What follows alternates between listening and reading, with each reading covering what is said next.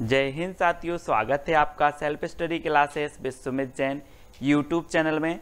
दोस्तों आज की इस वीडियो में हम पढ़ने वाले हिंदी साहित्य ट्रिकी वीडियो है ना। आज हम आपको ऐसे महत्वपूर्ण प्रश्न याद करवाएंगे, ऐसी फनी ट्रिक बताएंगे कि आप जिंदगी भर कभी नहीं भूल सकते। आप नेट एग्जाम की तैयारी कर रहे हैं, पीजीटी की कर रहे हैं, टेट एग्जाम या फिर आरपीएससी एग्जाम की तैयारी कर रहे हैं या एलटी ग्रेड की एग्जाम की तैयारी कर रहे हैं, तो ये वीडियो आपके लिए है दोस्तों। वीडियो को लाइक जरूर करें, ठीक है, और शेयर करना है। आज मैं फनी ट्रिक से और रोज आपकी सुबह 9:40 पर हिंदी साहित्य का ट्रिकी वीडियो आता है सेल्फ स्टडी क्लासेस पर, तो जरूर जुड़ें, ठीक है। स्टार्ट करते हैं दोस्तों आज का ये वीडियो। सबसे पहला जो हमारा प्रश्न है वो है, कबीरदास की भाषा को पंचमेल खिचड़ी किसने कहा है। अब 2 सेकंड दोस्तों आपको दिए जाते हैं, आपको उत्तर बताना है। मैं आपको बता दूं कि वीडियो में सबसे पहले आपको टेस्ट करवाया जाएगा, फिर ट्रिक बताई जाएगी, ठीक है। तो कबीरदास की भाषा को पंचमेल खिचड़ी किसने कहा है, तो आपका बिल्कुल सही आंसर क्या हो जाएगा दोस्तों, किसने कहा है। उत्तर होगा श्याम सुंदर दास ने। किसने कहा? श्याम सुंदर दास, यानी कि आ नंबर आपका बिल्कुल सही हो जाएगा। अब एक चीज बताना दोस्तों कि जो पंचमेल खिचड़ी बनेगी वो कैसी बनेगी, सुंदर बनेगी कि नहीं बनेगी। सुंदर बनेगी ना, तो पंचमेल खिचड़ी कौन बोलेगा?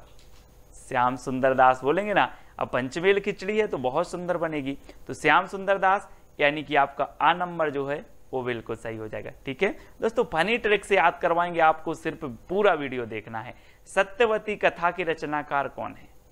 अब 4 विकल्प हैं, 2 सेकंड भी आपको दिए जाते हैं, फिर मैं आपको फनी ट्रिक से याद भी करवा दूंगा। तो आपका बिल्कुल सही आंसर क्या हो जाएगा, सत्यवती कथा के जो रचनाकार हैं दोस्तों वो कौन है? ईश्वरदास। आपने बिल्कुल सही आंसर बताया, ईश्वरदास। अब इसको कैसे याद रखना है दोस्तों, एक चीज बताना कि जो ईश्वर हैं, ईश्वर की जो कथा होती है वो कैसी होती है, सत्य होती कि नहीं होती। अब उत्तर तो आपके हाथ है ना, वो कैसी होती है, सत्य होती है। ईश्वर की कथा हमेशा सत्य होती है, तो सत्यवती कथा के रचनाकार कौन होंगे? ईश्वरदास, ठीक है। इस प्रकार से हमें याद भी करना है दोस्तों। अगला जो हमारा प्रश्न है, सत्यवती कथा को सूफी काव्यधारा की प्रथम रचना किसने माना है, तो आपको जल्दी से उत्तर बताना है। सत्यवती कथा को सूफी काव्यधारा की प्रथम रचना किसने माना है, तो 2 सेकंड में आपने अपना उत्तर बताया दोस्तों। किसने माना है? हजारी प्रसाद द्विवेदी, यानी कि विकल्प नंबर जो सा है वो आपका बिल्कुल सही हो जाएगा। अब इसको कैसे याद रखोगे कि सत्यवती कथा को सूफी काव्यधारा की प्रथम रचना हजारी प्रसाद द्विवेदी ने माना। अब एक चीज बताना दोस्तों, हमने पढ़ लिया कि सत्यवती कथा ईश्वरदास की रचना है ना। अब सत्यवती कथा जब ईश्वरदास की रचना है तो इसको एक बार नहीं पढ़ा जाएगा दोस्तों, इसको 1000 बार पढ़ा जाएगा। कितने बार पढ़ा जाएगा? 1000 बार पढ़ा जाएगा। तो सत्यवती कथा को सूफी काव्यधारा की प्रथम रचना कौन मानेंगे?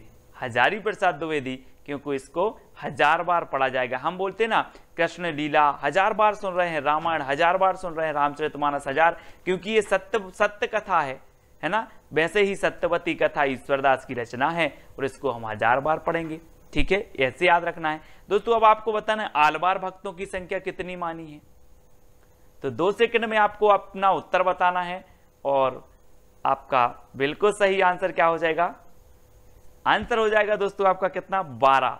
आल बार, यहां पर क्या आ रहा है? आल वार, तो वार से क्या बनेगा आपका? 12। आलवार भक्तों की संख्या कितनी मानी गई है? 12, ठीक है। वार से 12, यानी कि जो आ नंबर है वो आपका बिल्कुल सही हो जाएगा, ठीक है। अगला क्वेश्चन देखते हैं दोस्तों, अद्वैतवाद के प्रवर्तक कौन माने जाते हैं। अब 2 सेकंड में आप अपना उत्तर बता देना, फिर आपको ट्रिक से याद करवा देंगे हम। तो आपका बिल्कुल सही आंसर क्या होगा? अद्वैतवाद के प्रवर्तक।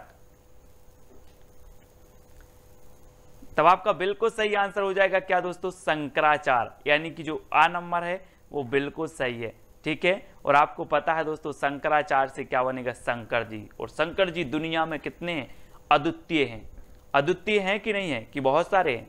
अद्वितीय हैं दुनिया में। शंकर जी क्या है? अद्वितीय हैं। तो अद्वैतवाद के प्रवर्तक कौन होंगे? कौन होंगे? शंकराचार्य, ठीक है। तो इस प्रकार से याद रखना है। अगला बताना है दोस्तों, रैदास के गुरु का नाम क्या था? रैदास, तो आपका बिल्कुल सही आंसर क्या होगा, आपको बताना है दोस्तों रैदास के गुरु का नाम। तो हम भी कहते हैं कि हम राम के दास बनकर रहेंगे, हम राम के दास बनकर रहेंगे, राम के चरणों में रहेंगे, उनके दास रहेंगे। तो रैदास के गुरु का नाम क्या था, रामानंद, यानी कि जो आ नंबर है वो बिल्कुल सही हो जाएगा। ठीक है, रामानंद के कितने शिष्य थे दोस्तों, 12 शिष्य थे। ठीक है, और इनके जो है एक शिष्य थे कौन, रैदास, यानी कि रैदास के गुरु कौन थे, रामानंद थे। ठीक है, ये चीज याद रखनी है दोस्तों। अगला बताना अनुराग बांसुरी के रचनाकार कौन है। 4 विकल्प हैं, 2 सेकंड भी आपको दिए जाते हैं। तो आपने बिल्कुल सही बताया है दोस्तों। अनुराग मतलब क्या होता है, अनुराग मतलब होता है दोस्तों प्रेम। क्या होता है, मैं अनुराग करता हूं, उससे प्रेम करता हूं। और जो प्रेम करता है ना, और प्रेम को क्या कहते हैं, और प्रेम की बांसुरी बजाता है वो क्या करेगा, है ना, उसी को कहते हैं हम क्या, मोहब्बत। तो यहाँ से नूर मोहम्मद, है ना, हम बोलते हैं ना नूर जहां से प्यार करते थे वो, नूर जहां से प्रेम करते थे, ऐसे ही नूर मोहम्मद की रचना है अनुराग बांसुरी, है ना, क्योंकि ये अनुराग करते थे, मोहब्बत करते थे, काय से, बांसुरी से। तो अनुराग बांसुरी के रचनाकार कौन होंगे, नूर मोहम्मद। इस प्रकार से आपको याद रखना है। अगला बताना है दोस्तों रामचरितमानस में कितने कांड हैं। रामचरितमानस दोस्तों जल्दी से बताना है, आपका बिल्कुल सही आंसर क्या आ गया है, रामचरितमानस, है ना, ये तुलसीदास जी की रचना है। रामचरितमानस महाकाव्य है। ठीक है, और इसमें कितने खंड हैं, कितने कांड हैं, तो 7 कांड हैं। अब इसको कैसे याद रखोगे, है ना, तो रामचरितमानस दोस्तों आपको पता है कि राम के जीवन पर आधारित है, तुलसीदास जी की रचना है। ठीक है, और राम जी जब वन में जा रहे थे तो बहुत सारे लोग कहाँ जा रहे थे, साथ जा रहे थे, साथ। तो तुलसीदास ने सोचा यार सब लोग साथ जा रहे थे तो रामचरितमानस में भी 7 कांड रखेंगे, है ना, तो इसमें 7 कांड हैं। इस प्रकार से याद रखेंगे। विनय पत्रिका की रचनाकार कौन है दोस्तों, विनय पत्रिका। अब एक चीज बताना दोस्तों कि संसार में सबसे ज्यादा विनय राम जी की किसने की है, विनय पूर्ण दोहे लिखे हैं, विनय की है किसने की है, तो वो की है दोस्तों किसने, तुलसीदास जी ने। ठीक है, तुलसीदास यानी कि जो आ नंबर है वो बिल्कुल सही है ना। आपने सुना है, क्या सुना है कि चित्रकूट के घाट में भई संतन की भीड़, तुलसीदास चंदन घिसे तिलक देत रघुवीर। दोस्तों जो विनय पत्रिका है ये ब्रज भाषा में तुलसीदास जी की रचना है। याद रख लेना, कई बार पूछी जाती है कि विनय पत्रिका की भाषा क्या है, तो भाषा है ब्रज भाषा और तुलसीदास जी की है। ठीक है, अगला बताना दोस्तों भक्तमाल की रचनाकार कौन है, भक्तमाल। तो अब एक चीज बताना दोस्तों कि जो भक्त होते हैं, भक्त, है ना, भक्त क्या करते हैं, आकाश की ओर, नभ की ओर क्या करते, सिर करते हैं और ऐसे भगवान को क्या करते हैं, नमस्कार करते हैं। कौन, भक्त। कहां सिर करते हैं, नभ की ओर। तो भक्तमाल के रचनाकार कौन होंगे, नभ से नाभादास, है ना। भक्तमाल जो भक्त होते हैं वो नभ की ओर सिर करके नमस्कार करते हैं, तो भक्त से नाभा, भक्त क्या करते, नभ की ओर, तो नाभादास, है ना। तो भक्तमाल के रचनाकार कौन है, नाभादास। ठीक है, अगला प्रश्न बताना है दोस्तों आपके भंवर गीत के रचनाकार कौन है। भंवर गीत ये है दोस्तों भंवर, और आपने सुना होगा कि जब ब्याह होता है किसी का तो क्या पढ़ती है, भांवरें पढ़ती हैं, भांवरें पढ़ती हैं। और जब नई नई दुल्हन होती है और क्या करती है, भांवरें पढ़ के जाती है, तो सबसे ज्यादा वो देखती है, क्या देखती है कि नंद कैसी है, नंद कैसी है। और नंद अगर तेज हुई तो सोचती है यार नंद की भांवर पड़ जाती जल्दी, नंद की भंवर जल्दी पड़ जाती। तो भंवर गीत के रचनाकार कौन होंगे, नंद की भांवर पढ़वाते हैं जल्दी, तो नंददास, यानी कि 12 नंबर आपका बिल्कुल सही होगा। ठीक है, भंवर गीत नंददास की रचना है। ठीक है, तो जो कृष्ण काव्य धारा थी दोस्तों, कृष्ण काव्य धारा में सूरदास जी के बाद नंददास जी का नंबर आता था, है ना। अगला बताना है रामायण महानाटक की रचनाकार कौन है। मैं सिर्फ दोस्तों ट्रिक से याद करवा रहा हूं, बहुत सारी चीजें आपको बता सकता हूं, लेकिन रामायण में ट्रिक से ही याद करवा रहा हूं ताकि आपको याद हो जाए। ठीक है, तो रामायण महानाटक की रचनाकार कौन है। अब दोस्तों आपको 2 सेकंड में उत्तर बताना है, और मैं थोड़ी सी आपको हिंट दे रहा हूं कि जो रामायण महानाटक है और जो रामायण है वो हमारी क्या है, प्राण है कि नहीं है। हम बोलते हैं कि रामायण तो हमारी प्राण है, प्राणों के समान है, हम उसको पढ़ते हैं, उससे सार तत्व ग्रहण करते हैं, तो हमारी क्या है, प्राण। तो रामायण महानाटक के रचनाकार कौन हो जाएंगे, कौन होंगे? अब आपको ही बताना है कि रामायण तो हमारी प्राण है, तो प्राणचंद्र चौहान, यानी कि जो 12 नंबर है वो आपका बिल्कुल सही हो जाएगा। ठीक है, अगला प्रश्न देखते हैं दोस्तों, रामचंद्रिका को छंदों का अजायब घर किसने कहा है? अब दोस्तों सबसे पहली बात तो यही आती है, एक क्वेश्चन पूछा जाता है कि छंदों का अजायब घर किसे कहा जाता है, तो आप बता देते हो केशवदास की रामचंद्रिका को। ठीक है, लेकिन रामचंद्रिका को छंदों का अजायब घर कहा किसने है? तो एक चीज बताएं कि जिसने इस रामचंद्रिका का स्वरूप देखा होगा वो ही बता सकता है कि ये छंदों का अजायब घर है। अगर ये पुस्तक बंद है, इसको देखकर आप बता सकते हो कि इसके अंदर क्या है? नहीं बता सकते ना। जिसने रामचंद्रिका का स्वरूप देखा वही बताएगा कि ये छंदों का अजायब घर है। तो राम स्वरूप चतुर्वेदी, इन्होंने स्वरूप देखा और इन्होंने बता दिया कि ये क्या है, छंदों का अजायब घर है, और 12 नंबर आपका बिल्कुल सही हो जाएगा। ठीक है ना, फनी ट्रिक याद हो जाएगा दोस्तों, पूरा वीडियो जरूर देखना है। मधुमालती के रचनाकार कौन है? मधुमालती, आपने दोस्तों एक वो सुना होगा कि बैर कराते मंदिर मस्जिद और मेल कराती मधुशाला, एक सुना है ना आपने। तो आपने देखा होगा कि समाज में कई ऐसे लोग होता है, उनका मंजनई मधु से होता है। कैसे होता है? मंजन मधु से होता है। तो मंजन मधु से होता है तो मधुमालती के रचनाकार कौन होंगे? मंजन होंगे ना, मंजन, यानी आ नंबर आपका बिल्कुल सही हो जाएगा। ठीक है, हमें ट्रिकी याद करना है दोस्तों, याद बस करने का माध्यम है कि हमारे माइंड में कैसे वो फिट बैठती है, याद होती है। ठीक है, अगला बताना है दोस्तों आपको, हिंदी भक्ति काव्य का प्रथम क्रांतिकारी पुरस्कर्ता कबीर हैं, ये कथन किसका है? हिंदी भक्ति काव्य का जो काव्य के प्रथम क्रांतिकारी पुरस्कर्ता कबीर हैं, ये कथन किसका है? तो ये चीज तो कौन बता देंगे? बच्चे बता देंगे, सभी को पता है। कौन बता देंगे? बच्चे भी बता देंगे कि हिंदी भक्ति काव्य के जो प्रथम क्रांतिकारी कवि हैं वो कबीर हैं। बच्चा भी बता देगा साहब, क्योंकि भक्ति से ओतप्रोत थे कबीरदास ने, समाज को फटकारा और भक्ति से, तो ये बच्चे बता देंगे। तो बच्चन सिंह का कथन होगा। किसका होगा? बच्चन सिंह, यानी कि जो आ नंबर है वो बिल्कुल सही होगा। हिंदी भक्ति काव्य का प्रथम क्रांतिकारी पुरस्कर्ता कबीर हैं, ये कथन किसका है? बच्चन सिंह का। ठीक है, इस प्रकार से कथन भी याद हो जाएंगे आपको, आप बिल्कुल चिंता न करें। निरंतर सीरीज देखना है, रोज 9:30 पर, आपकी रोज सुबह 9:30 पर ट्रिकी वीडियो होगा। ठीक है, तो जरूर देखें। और रात्रि 9 बजे आपकी हिंदी साहित्य की विस्तृत क्लास होती है, तो उसको भी देखना है। गुरु नानक का जन्म हुआ था तो कहां हुआ था दोस्तों?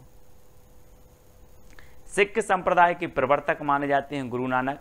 अब यहां पर क्या आ रहा है? नानक, नाना आ रहा है तो ननकाना, नानक ननकाना, है ना, इस प्रकार से। तो गुरु नानक का जन्म हुआ था कहां पर? ननकाना। आ नंबर आपका बिल्कुल सही हो जाएगा। अगला बताना दोस्तों, नगेंद्र के अनुसार प्रथम सूफी काव्य रचना कौन सी है? सूफी काव्य धारा आपने पढ़ी होगी भक्ति काल में। अब सूफी काव्य रचना बतानी है तो नगेंद्र के अनुसार बताना है, तो जल्दी से बताएं, 2 सेकंड में आपको।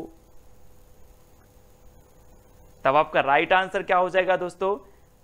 वो मैं आपको बता रहा हूं, थोड़ा सा हिंट दे रहा हूं कि अगर आपके सामने नांग आ जाए तो आप हंसोगे कि दौड़ लगा दोगे? है ना, अगर अचानक आपके सामने ऐसे करके नांग आ जाए तो आप हंसोगे कि दौड़ लगा दोगे? है ना, दौड़ लगा देंगे। तो नगेंद्र के अनुसार जो सूफी काव्य की प्रथम रचना है वो हंसावली है। कौन सी है?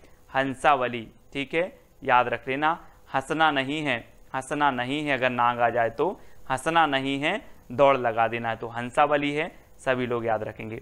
ठीक है, अगला बताना है दोस्तों आपको, सुंदर विलास किसका ग्रंथ है? सुंदर विलास, तो प्रश्न क्रमांक 18 है और 2 सेकंड है, बिल्कुल आप आसानी से बता देंगे कि सुंदर आ रहा है तो सुंदर विलास सुंदरदास का ही होगा। ठीक है, सुंदरदास, ये बिल्कुल सही है आपका। ठीक है, आ नंबर आपका बिल्कुल सही हो जाएगा। सुंदरदास का ये ग्रंथ है सुंदर विलास। अगला बताना है दोस्तों, निम्न में से अष्टछाप का कवि नहीं है। अष्टछाप को जो स्थापना हुई थी, मैं आपको अभी क्वेश्चन पूछूंगा उसका, वो अभी नहीं बता रहा हूं मैं आपसे। तो निम्न में से अष्टछाप का कवि नहीं है बताना है। अष्टछाप की स्थापना मैं आपको इतना बता दे रहा हूं कि विट्ठल नाथ ने की थी, ठीक है, लेकिन कौन सा कवि नहीं है इनमें से?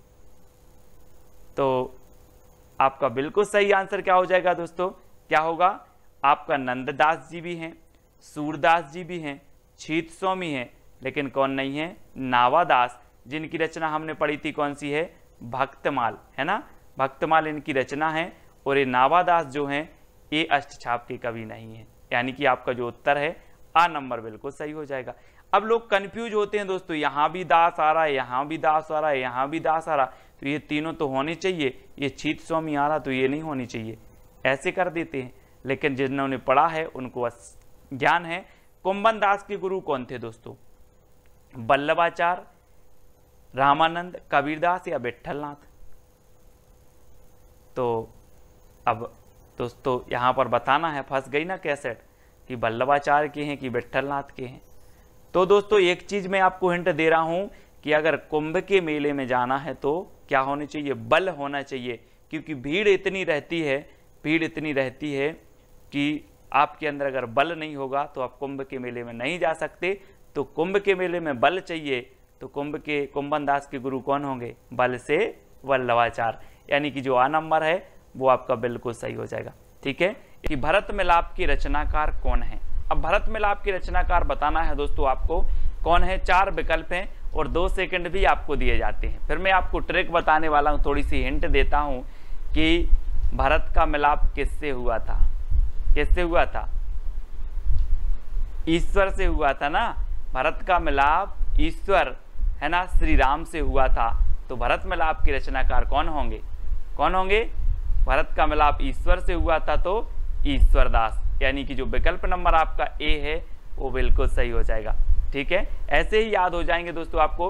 अगला बताना आपको, बांग्ला भाषा में रचित राम कथा का नाम क्या है?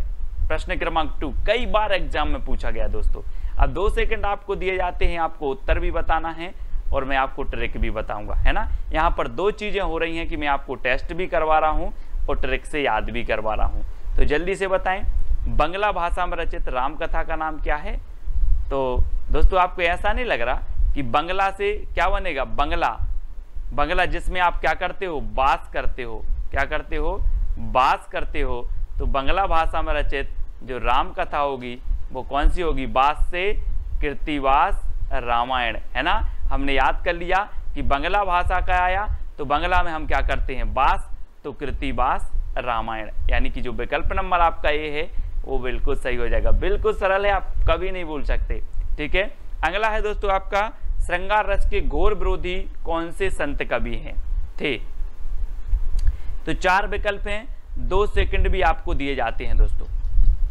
तो अब एक चीज बताना दोस्तों कि श्रृंगार की जरूरत किसे नहीं होती? आप बोलते ना कि खूबसूरत लोगों को सजने की जरूरत नहीं होती है ना। तो जो सुंदर होते हैं उन्हें श्रृंगार की जरूरत नहीं है, तो वो श्रृंगार का विरोध करेंगे कि नहीं करेंगे? करेंगे। तो श्रृंगार रस के विरोधी कवि कौन होंगे? जो सुंदर होंगे, यानी कि सुंदरदास। और दा नंबर आपका बिल्कुल सही हो जाएगा।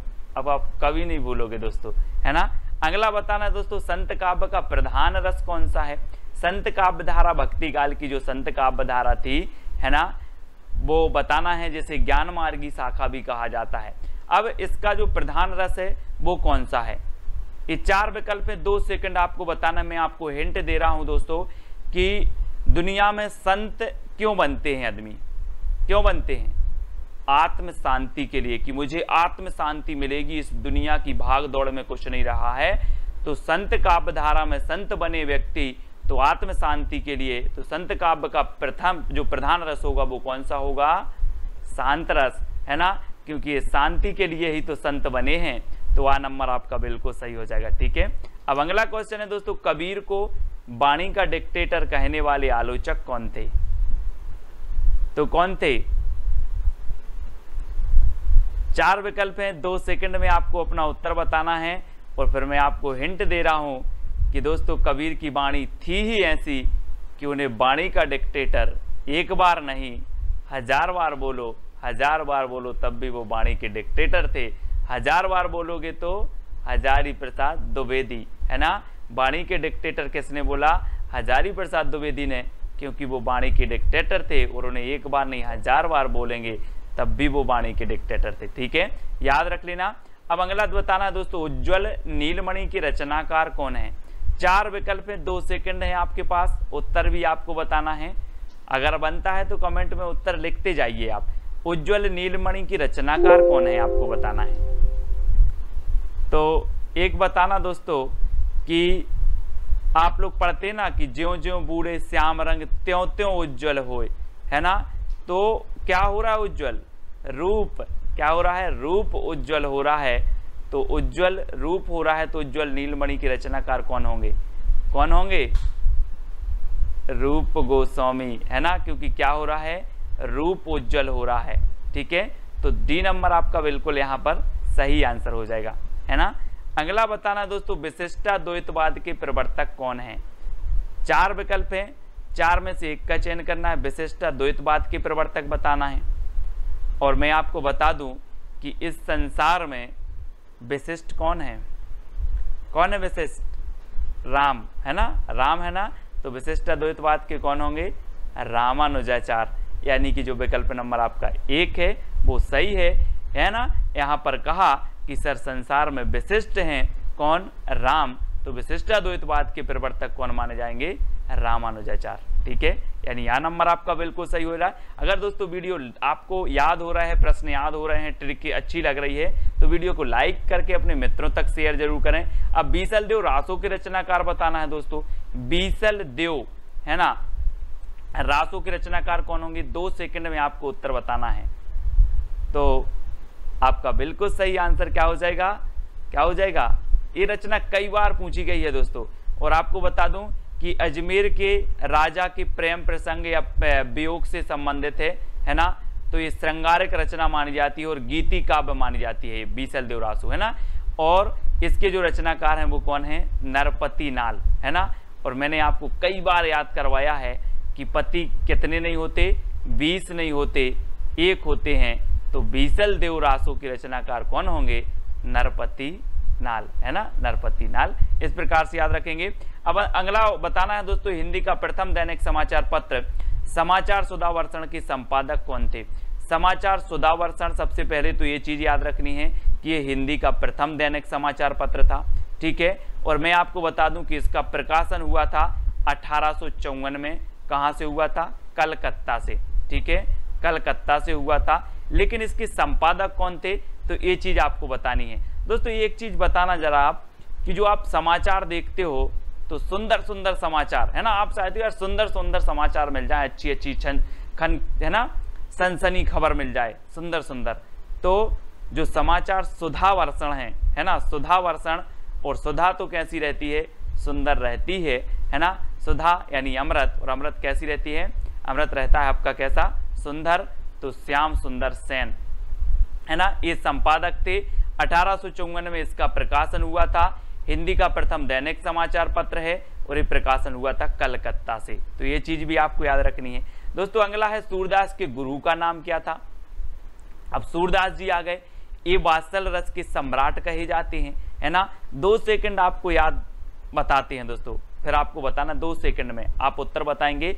और मैं आपको बता रहा हूं दोस्तों कि सूरदास जो थे, इन्होंने इतनी रचनाएं लिखी हैं, इतने दोहे लिखे हैं, जिसमें बल होगा वही तो लिखेगा कि नहीं लिखेगा? जिसमें बल होगा वही लिखेगा। तो सूरदास जी के गुरु भी कौन होंगे? वल्लभाचार्य। और इन्होंने सूरदास को इतना बल दिया कि इन्होंने बहुत बहुत दोहे लिखे। और रामचंद्र शुक्ल ने तो इन्हें वात्सल रस का क्या कह दिया? सम्राट कह दिया। और है ना, और इन्हें दोस्तों कह दिया, क्या कह दिया कि जो सूरदास हैं वो क्या है? वात्सल रस का कोना कोना घुमाए हैं, है ना। इनके अलावा इस रस में इतनी प्रतिभा किसी में नहीं थी, सूरदास जी में। और सूरदास जी के जो गुरु थे वो कौन थे? वल्लभाचार्य, क्योंकि वल्लभाचार्य ने इतना बल भर दिया था सूरदास जी में। ठीक है, तो आपका विकल्प नंबर ए बिल्कुल सही हो जाएगा। पृथ्वीराज रासो के रचनाकार कौन है दोस्तों? अब दोस्तों यहाँ पर 2 सेकंड में आपको उत्तर बताना, फिर मैं आपको हिंट दे रहा हूँ, याद करवा रहा हूँ कि पृथ्वी की बात आई है तो पृथ्वी का एकमात्र उपग्रह कौन सा है? कौन सा है? चंद्रमा। तो पृथ्वीराज रासो के जो रचनाकार होंगे वो कौन होंगे? चंद्रमा से आपका बनेगा क्या? चंद्रबरदाई। चंद्रबरदाई यानी कि जो आ नंबर है बिल्कुल सही है। ये पृथ्वीराज रासो के कौन है? रचनाकार हैं। हिंदी का प्रथम महाकाव्य माना जाता है पृथ्वीराज रासो, और हिंदी के प्रथम महाकवि माने जाते हैं चंद्रबरदाई। ठीक है, तो ये चीज आपको याद रखनी है। चतुर्भुज दास के गुरु का नाम क्या था दोस्तों? चतुर्भुज दास। ये अष्टछाप के क्या थे? अष्टछाप में शामिल थे चतुर्भुज दास। अब एक चीज बताना, चतुर्भुज से नहीं लग रहा आपको कि 4 भुजाएं, है ना? ये क्या करते थे? 4 भुजाएं बैठे बैठे फैला देते थे। क्या करते थे? चतुर्भुज दास 4 भुजाएं बैठे बैठे फैला देते थे। तो चतुर्भुज दास के गुरु कौन होंगे? कौन होंगे? बैठे बैठे फैलाते थे तो विट्ठलनाथ। कौन होंगे? विट्ठलनाथ। याद रख लेना, आ नंबर आपका बिल्कुल सही हो जाएगा। जैसे अष्टछाप की स्थापना हुई, 8 कवि अष्टछाप में थे, 4 कौन थे? वल्लभाचार्य के शिष्य, और 4 थे किसके? विट्ठलनाथ के। ठीक है, उन विट्ठलनाथ के शिष्यों में चतुर्भुज दास एक थे। चतुर्भुज दास ने बैठे बैठे भुजा फैला दी, तो इनके गुरु का नाम हो गया विट्ठलनाथ। इस प्रकार से अगला बताना दोस्तों, संदेश रासक के रचयिता कौन है? संदेश रासक, पहले क्या होता था कि संदेश भेजते थे, बहुत दूर होता था, बहुत दूर होता था, लेकिन अब दूर नहीं है संदेश भेजना। अब दूर नहीं है संदेश भेजना। तो संदेश रासक के रचयिता कौन हो जाएंगे? अब दूर नहीं है से अब्दुर रहमान। अब दूर नहीं है से अब्दुर रहमान। अब दूर नहीं है संदेश भेजना। तो अब्दुर रहमान इसके रचनाकार हैं, और इन्हें अद्दहमाण भी कहा जाता है। क्या कहा जाता है? अद्दहमाण। याद रख लेना, आ नंबर आपका बिल्कुल सही होगा। महापुराण की रचयिता कौन है दोस्तों? महापुराण। अब एक चीज याद रख लेना, पुराण है तो ठीक है आप पढ़ लो, लेकिन महापुराण है तो उस पर जरा पुष्प उस पर अर्पित कर देना। पुष्प अर्पित करके ही उस महापुराण को पढ़ना है। तो महापुराण के रचयिता कौन होंगे? क्योंकि पुराण हो तो आप ऐसे पढ़ लो, महापुराण है तो उस पर पुष्प अर्पित करो फिर पढ़ो। तो महापुराण के रचयिता हो जाएंगे पुष्पदंत, यानी कि जो आपका 1 नंबर है वो बिल्कुल सही हो जाएगा। ठीक है, पुष्पदंत आपका बिल्कुल सही है। अगला बताना दोस्तों, साहित्य का इतिहास दर्शन के लेखक कौन है? साहित्य का इतिहास दर्शन। अब दोस्तों साहित्य का अगर इतिहास का दर्शन करना है तो क्या होना चाहिए? क्या होना चाहिए? लोचन, यानी कि आपके पास आप जो दर्शन करोगे आप लोचन से करोगे। तो साहित्य का इतिहास दर्शन के लेखक कौन होंगे? कौन होंगे? नलिन बिलोचन, यानी कि लोचन शर्मा। तो आप लोचन से क्या करोगे? दर्शन करोगे साहित्य इतिहास का। तो सी नंबर आपका सा नंबर बिल्कुल सही हो जाएगा। ठीक है, अगला बताना दोस्तों, हिंदी खड़ी बोली का प्रथम कवि कौन माना जाता है? 4 विकल्प हैं और 2 सेकंड में आप अपना उत्तर बताएंगे। मैं आपको थोड़ी सी हिंट देता हूं कि हिंदी का जो खड़ी बोली का प्रथम कवि होगा, वो खड़ी बोली का प्रथम कवि अमीर होगा कि गरीब होगा? अमीर होगा ना। हिंदी खड़ी बोली का प्रथम कवि गरीब नहीं होगा, वो अमीर होगा, है ना। तो कौन हो जाएंगे? अमीर खुसरो। हिंदी खड़ी बोली का प्रथम कवि अमीर ही होगा, तो अमीर खुसरो। ठीक है, इस प्रकार से याद रखेंगे। अब दोस्तों आपको बताना है ढोला मारूरा दोहा के रचयिता कौन है? 4 विकल्प हैं, 4 में से चयन करना है और मैं आपको हिंट दे रहा हूं और 2 सेकंड में आप उत्तर बताएंगे। और आपको ऐसा नहीं लग रहा दोस्तों कि ढोला मारूरा दोहा, तो ढोला से क्या लग रहा है? ढोल। ढोला से क्या लग रहा है? ढोल। और ढोल कौन बजाएगा? हम और आप बजाएंगे क्या ढोल? नहीं बजाएंगे ना। जो ढोल बजाने में कुशल होगा, जो ढोल बजाने में कुशल होगा वही ढोल बजाएगा, है ना। तो ढोला से ढोल और ढोला मारूरा दोहा के जो रचनाकार हो जाएंगे वो कुशल लाभ, क्योंकि जो कुशल होगा वही ढोल बजाएगा। यानी कि आपका जो विकल्प नंबर बी है वो बिल्कुल सही हो जाएगा। अब यहाँ पर कल्लोल कवि, अगर इस ऑप्शन में कुशल लाभ की जगह कल्लोल कवि होता तो कल्लोल कवि भी ढोला मारूरा दोहा के रचनाकार है, मतलब उनकी भी रचना है और इनकी भी रचना है। तो आप कंफ्यूज नहीं होना। अगला आपको बताना है मैथिल कोकिल किसे कहा जाता है दोस्तों? जल्दी से बताना है, 2 सेकंड में आप अपने उत्तर का चयन करेंगे। कई बार एग्जाम में पूछा गया मैथिल कोकिल किसे कहा जाता है? अमीर खुसरो को, विद्यापति को, दामोदर को या फिर लक्ष्मीधर को? तो दोस्तों एक चीज बताना जरा कि जिसमें विद्या होगी तो वो कोकिल के जैसा बोलेगा, मीठा बोलेगा। आप बोलते ना किसी किसी की आवाज़ इतनी मीठी होती है कि सर इसकी आवाज़ तो बहुत मीठी है, बिल्कुल कोकिल जैसी, है ना। तो जिसमें विद्या होगी वह मीठा बोलेगा कोकिल जैसा। तो मैथिल कोकिल किसे कहा जाएगा? जिसमें विद्या होगी, यानी कि विद्यापति। ठीक है, बा नंबर आपका बिल्कुल सही हो जाएगा। इनकी रचना है दोस्तों, एक रचना है इनकी कीर्ति पताका, है ना। कौन सी है? पताका। और दूसरी है इनकी कीर्ति लता, ठीक है। और तीसरी है इनकी पदावली, ठीक है। ये आपको याद रखना है। अब दोस्तों ये जो पदावली रचना है ये किस में है? मैथिली में है। कौन सी भाषा में है? ये मैथिली भाषा में है, ठीक है। और इनकी जो कीर्ति पताका और कीर्ति लता है ये अवहट्ट भाषा में है, तो इनको भी आपको याद रखना है, ठीक है। अगला देख लेते हैं, परमाल रासों की रचनाकार कौन है दोस्तों? परमाल रासो। अब परमाल रासो को दोस्तों मैं आपको बता दूं कि आला खंड भी कहा जाता है। क्या कहा जाता है? आला खंड। और आपने देखा होगा कि गाँव में अगर आला हो रहा है तो व्यक्ति सोता है कि जगता है? जल्दी बताओ। जगता है ना। अगर आला हो रहा है तो व्यक्ति जगता है। तो आला खंड के रचयिता कौन होंगे? जगनेक। और ऐसे भी याद रखें जैसे परमाल, यानी कि दूसरों का माल, दूसरों की जो सामग्री है उसको अगर चोर चुराते हैं तो क्या करते हैं? जगते हैं, रात में जगते हैं, तो भी जगनेक आपका आ नंबर बिल्कुल सही हो जाएगा। परमाल को चुराना है तो जगना पड़ेगा, तो जगनेक, है ना। इस प्रकार से अगला बताना है दोस्तों, संदेश रासक किस प्रकार का काव्य है? अभी हमने पढ़ा था कि संदेश रासक के रचयिता कौन है? अब्दुल रहमान। लेकिन ये किस प्रकार का काव्य है, ऐसा भी क्वेश्चन पूछ लिया जाता है। तो एक चीज बताना दोस्तों, अब आप मोबाइल में क्या भेजते हो? कभी कभी संदेश भेजते हो।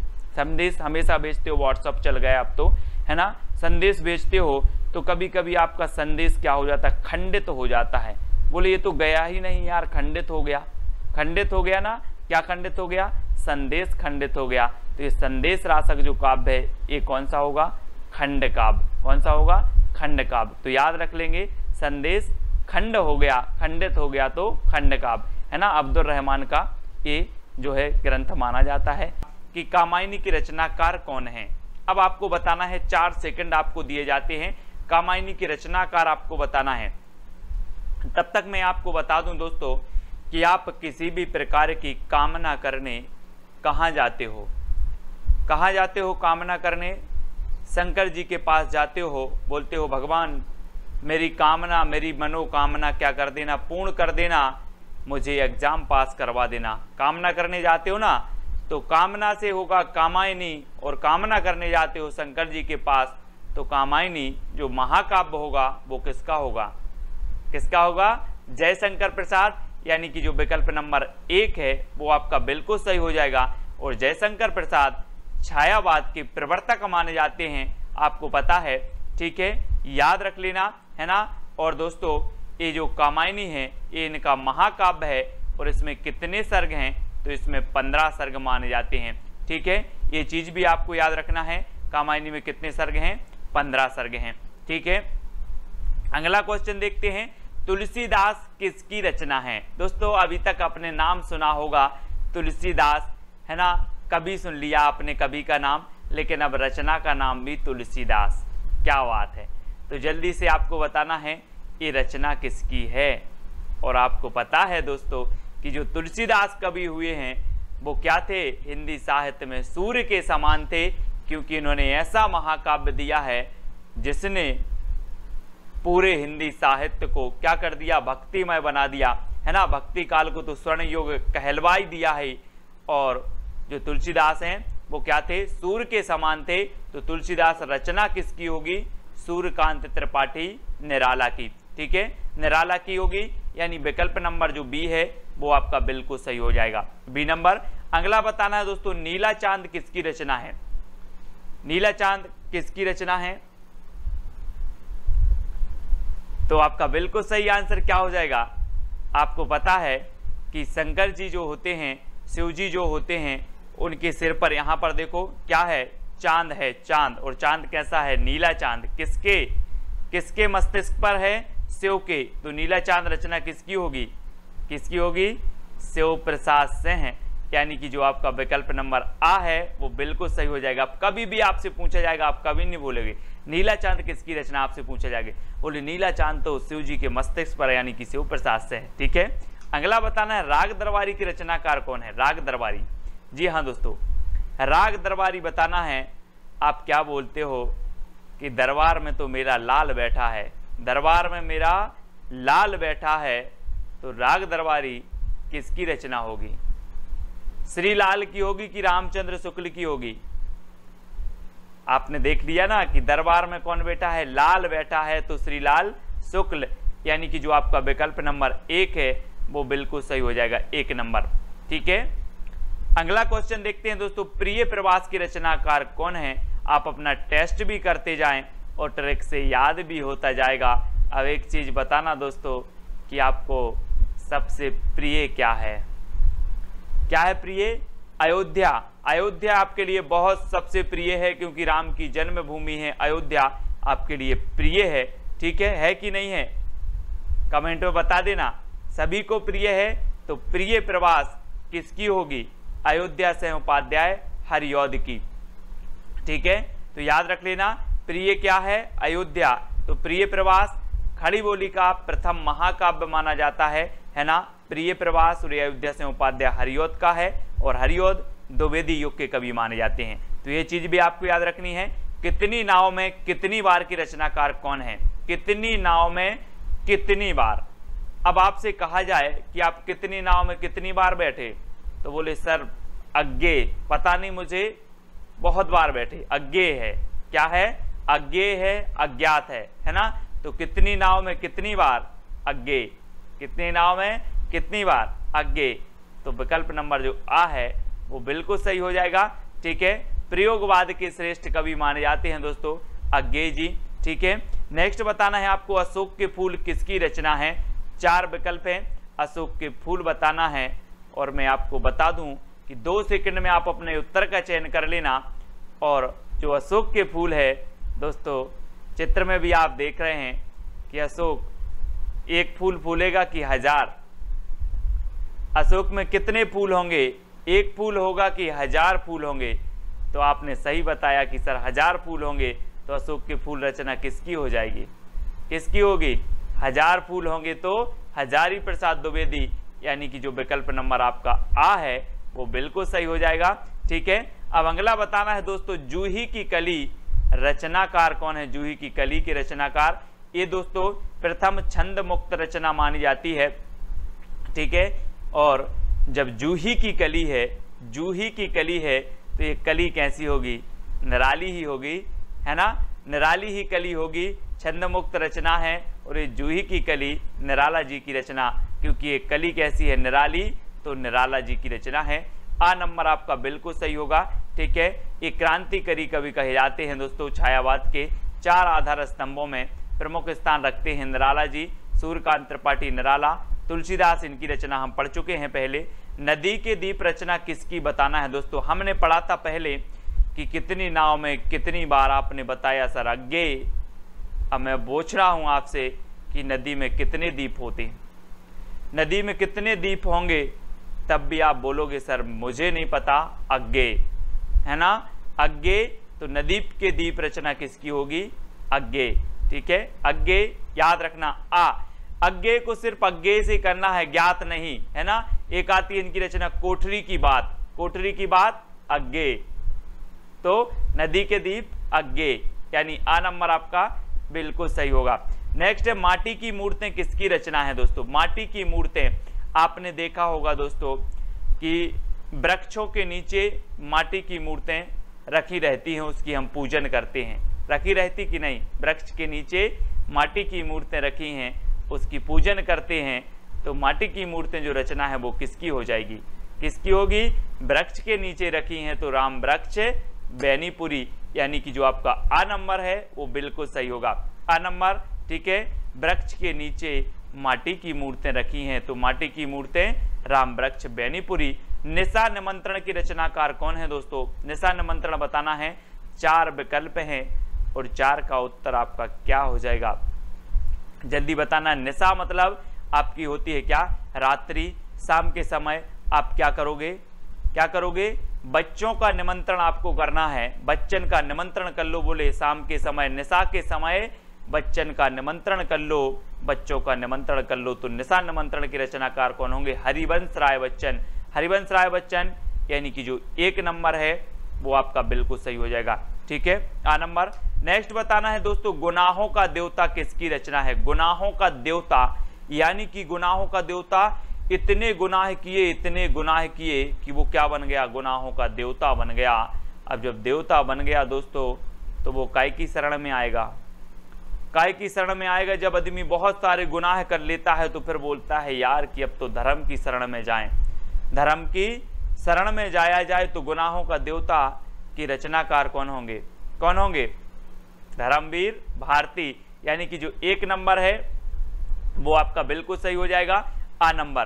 ठीक है, अगला क्वेश्चन देखते हैं दोस्तों, सखाराम बाइंडर। सखाराम बाइंडर की रचयिता कौन है, सखाराम बाइंडर। और 4 विकल्प हैं, 2 सेकंड में आप अपना उत्तर बताएंगे। और दोस्तों आपको पता है कि जो तेंदुलकर साहब थे, सचिन तेंदुलकर साहब थे, जब तक वो खेलते थे क्रिकेट टीम में, अपने सारे सभी साथियों को बिल्कुल सखा की तरह रहते थे। कैसे रहते थे, सखा की तरह रखते थे। कौन, तेंदुलकर।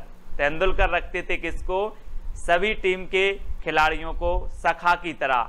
तो सखाराम बाइंडर किसकी होगी, विजय तेंदुलकर, क्योंकि तेंदुलकर रखते थे सखा की तरह, है ना। इस प्रकार से याद कर लेंगे, आ नंबर आपका बिल्कुल सही हो जाएगा, आ नंबर। ठीक है, अगला बताना है दोस्तों, आपका बंटी की रचयिता कौन है। आपका बंटी, आपका बंटी कहाँ गया है, भंडारे में गया है। आपका बंटी कहाँ गया है, भंडारे में गया है। तो आपका बंटी की रचयिता कौन होंगे, कौन होंगे, मन्नू भंडारी। कौन होंगे, मन्नू भंडारी। आपका बंटी भंडारे में गया है तो मन्नू भंडारी, यानी कि जो आपका आ नंबर है वो बिल्कुल सही हो जाएगा, मन्नू भंडारी, आपका बंटी। इनकी रचना है। संस्कृति के 4 अध्याय की रचयिता कौन है, संस्कृति के 4 अध्याय।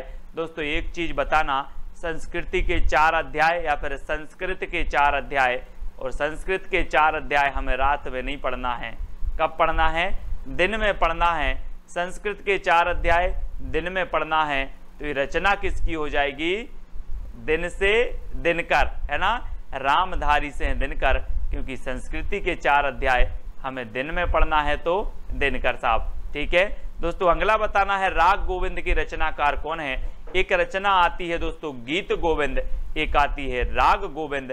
तो याद रख लेना, गीत गोविंद के किसने गाए हैं, जयदेव ने।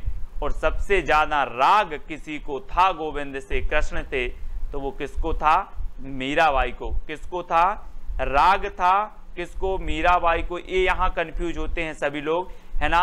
राग था मीराबाई को, है ना, और गीत गाए हैं किसने, जयदेव ने। तो जयदेव की कौन सी थी, गीत गोविंद। गीत गोविंद जयदेव की थी और राग गोविंद जो रचना है वो मीराबाई की है। ठीक है, तो याद रख लेना, क्योंकि मीराबाई को राग था कृष्ण से सबसे ज्यादा, तो राग याद रख लेना, राग से मीराबाई। ठीक है, अगला बताना है दोस्तों, सेवा सदन की रचयिता कौन है, सेवा सदन।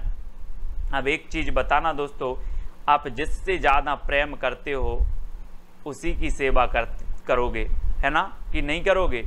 आप जिससे प्रेम करते हो सेवा भी उसी से करोगे, सेवा भी उसी की करोगे। चाहे आपके मम्मी से प्रेम करते हो, पापा से करते हो, समाज में जिससे भी आप करते हो उसकी आप सेवा जरूर करोगे। क्या करोगे, सेवा करोगे। तो ये सेवा सदन उपन्यास है, सेवा सदन, कर्म भूमि, गबन गोदान, है ना, निर्मला, ये सारी की सारी रचनाएं, है ना, किसकी हैं, प्रेमचंद जी के उपन्यास हैं। इनको याद रखेंगे, प्रेमचंद जी, आ नंबर बिल्कुल सही हो जाएगा।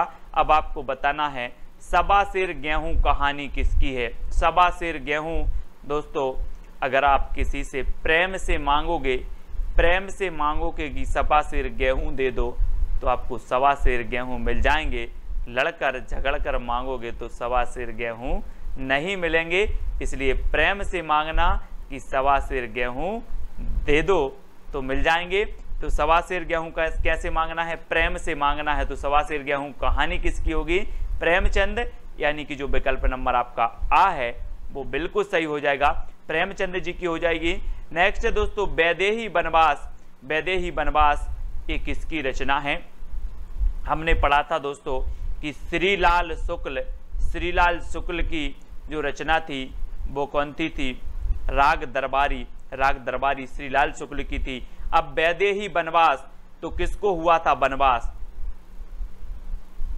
अयोध्या के राजा राम को क्या हुआ था? वनवास हुआ था। तो वैदेही वनवास किसकी रचना होगी? अब वनवास तो आ रहा है, सीधा सीधा है कि वनवास हुआ था अयोध्या के राजा राम को, तो वैदेही वनवास किसकी रचना होगी? अयोध्या से उपाध्याय हरिऔध की।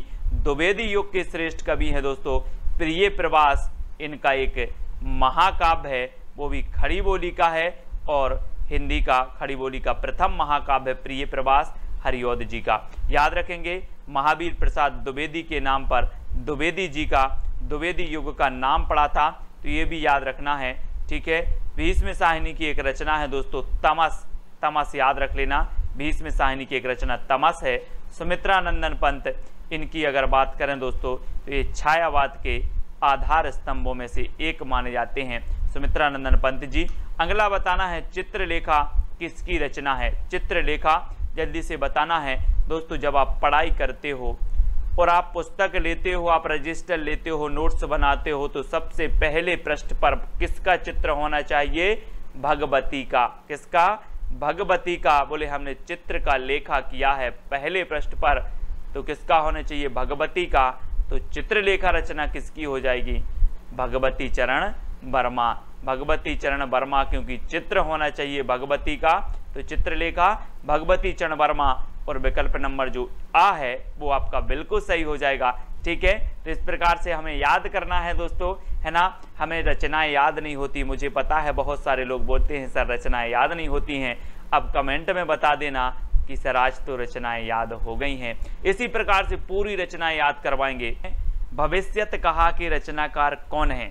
अब आपको उत्तर बताना है, फटाक से 4 सेकंड में आप उत्तर बताएंगे। कौन सा ऑप्शन लॉक कर दिया जाए? तो आपने बिल्कुल सही आंसर बताया है, क्या है? धनपाल। अब यहां पर दोस्तों आया है धन और यहां आया है भविष्य, है ना। अब इसको कैसे याद रखोगे? मैंने आपको कई बार बताया है कि लोग क्या करते हैं, भविष्य के लिए धन का संचय करते हैं। भविष्य के लिए, आप भी भविष्य के लिए धन का संचय करते हैं, मैं भी भविष्य के लिए धन का संचय करता हूं, यानी कि सभी भविष्य के लिए धन का संचय करते हैं। तो भविष्यत कहा रचना किसकी हो जाएगी? धन का संचय करते हैं तो धनपाल, है ना। अब कभी नहीं भूलोगे आप, आपसे कभी भी पूछा जाएगा भविष्यत कहा किसकी रचना है, बोले मैं भविष्य के लिए धन का संचय करता है, यानी कि धनपाल। ठीक है, अब याद रख लेना उक्ति व्यक्ति प्रकरण के रचनाकार कौन है? 4 विकल्प है, 4 सेकंड आपके पास हैं। तो आपका बिल्कुल सही आंसर क्या हो जाएगा दोस्तों? सही बताया है आपने बिल्कुल, दामोदर शर्मा, है ना। दामोदर शर्मा से आपका कैसे याद रखोगे दोस्तों? दामोदर से आपका बनेगा दमदार। क्या कहेंगे? दमदार। और दमदार लोगों के क्या चलते रहते हैं? प्रकरण चलते रहते हैं, विभिन्न प्रकार की उक्ति व्यक्ति करते रहते हैं, तो इनके प्रकरण चलते ही रहते हैं। किनके? दमदार व्यक्तियों के। तो उक्ति व्यक्ति प्रकरण किसके चल रहे? बोले दमदार व्यक्ति के चल रहे हैं। तो दामोदर शर्मा यानी विकल्प नंबर जो 2 है वो आपका बिल्कुल सही हो जाएगा। ठीक है, भूलना नहीं है। पाहुड़ दोहा के रचनाकार कौन है दोस्तों? पाहुड़ दोहा। अब पहाड़ से आपको नहीं लग रहा कि पहाड़ की बात हो रही है, और पहाड़ की बात हो रही है तो दोस्तों पहाड़ कहाँ पाए जाते हैं? वनों में, है ना। और वनवास किसे हुआ था? किसे हुआ था वनवास? राम जी को हुआ था, और ये पहाड़ों पर घूमते हुए जा रहे थे वन में। तो पाहुड़ दोहा के रचनाकार कौन होंगे? कौन होंगे? राम आएंगे तो राम सिंह, है ना। राम आएंगे, ये आ गए राम, तो राम सिंह पाहुड़ दोहा के रचनाकार हैं। अब आप कभी नहीं भूल सकते, बोले पाहुड़ दोहा जी, पहाड़ की बात कर रहे हैं तो पहाड़ पर तो राम जी गए थे, यानी कि राम सिंह। ठीक है, इस प्रकार से आएंगे। अगला बताना दोस्तों, श्रापकाचार्य के रचनाकार कौन है? श्रापकाचार्य। 4 सेकंड में आप अपने उत्तर का चयन करके कमेंट में लिख देंगे। और मैं आपको छोटी सी हिंट दे रहा हूं कि जब आप देव के पास जाते हैं, कोई भी देव के पास जाते हैं, भगवान के पास जाते हैं, तो आप क्या बन के जाते हो? श्रावक बन के जाते हो, सेवक बन के जाते हो कि भगवान मुझे भी सेवा का मौका दो। सेवक बन के जाते हो, श्रावक बन के जाते हो। तो श्रावकाचार्य रचना किसकी होगी? किसकी होगी? देवसेन की, क्योंकि देव के सामने हम श्रावक बन के जाते हैं और देवसेन आपका बिल्कुल सही हो जाएगा। और दोस्तों मैं आपको बता दूं कि जो श्रावकाचार है ये हिंदी की प्रथम रचना मानी जाती है ना। 933 ईस्वी इसका रचना काल माना जाता है। ठीक है, सभी लोग याद रखेंगे। और देवसेन की हमने याद कर ली श्रावकाचार, दामोदर शर्मा की उक्ति व्यक्ति प्रकरण, सरहपा की दोहा कोश। सरहपा की दोहा कोश तो अधिकांश लोगों को पता ही होगा, है ना। नहीं तो आप बोलो कि सर दोहा सुनाओ, सर से सरहपा और दोहा सुनाओ तो दोहा कोश, है ना। और राम से की पाहड़ दोहा, ये तो आपको याद है। नेक्स्ट है वर्ण रत्नाकर के रचनाकार कौन है दोस्तों? मैंने आपको कई बार याद करवाया है कि वर्ण रत्नाकर, यानी कि आपको वर्ण की बात हुई है तो वर्ण जो होते ना अपने अनार का, आम का, आपने पढ़े होंगे अपन हिंदी साहित्य वाले, है ना। तो वर्ण रत्नाकर यानी कि वर्ण, और वर्ण हमें कैसे पढ़ना है? ज्योति में पढ़ना है, ज्योति में, अंधेरे में नहीं पढ़ना वर्णों को, नहीं तो अनार को उल्लू का बोल दो। इसलिए वर्णों को ज्योति में पढ़ना है तो वर्ण रत्नाकर के रचनाकार कौन होंगे? ज्योति में पढ़ना है तो ज्योतिरीश्वर ठाकुर। ठीक है, वर्ण रत्नाकर के। अब आप कभी नहीं बोलोगे, मैं बोलूंगा वर्ण रत्नाकर के रचनाकार कौन है, आप बोलोगे सर ज्योति में पढ़ना है, ज्योतिरीश्वर ठाकुर। यानी कि विकल्प नंबर जो आपका बी है वो बिल्कुल सही हो जाएगा। ठीक है, अगला बताना है दोस्तों, अपभ्रंश शब्द का सबसे पहले प्रयोग किसने किया? अपभ्रंश शब्द का बताना है दोस्तों। अब एक चीज बताना दोस्तों कि जो अपभ्रंश शब्द का प्रयोग करेगा उसको अपभ्रंश शब्द का पहले से पता होगा जब तो उसने प्रयोग किया। अब जिसको कोई चीज पता नहीं है वो कैसे प्रयोग करेगा? तो अपभ्रंश शब्द का पहले से पता था इसलिए प्रयोग किया। पता से आपका क्या बनेगा? पतंजलि। क्या बनेगा? पतंजलि।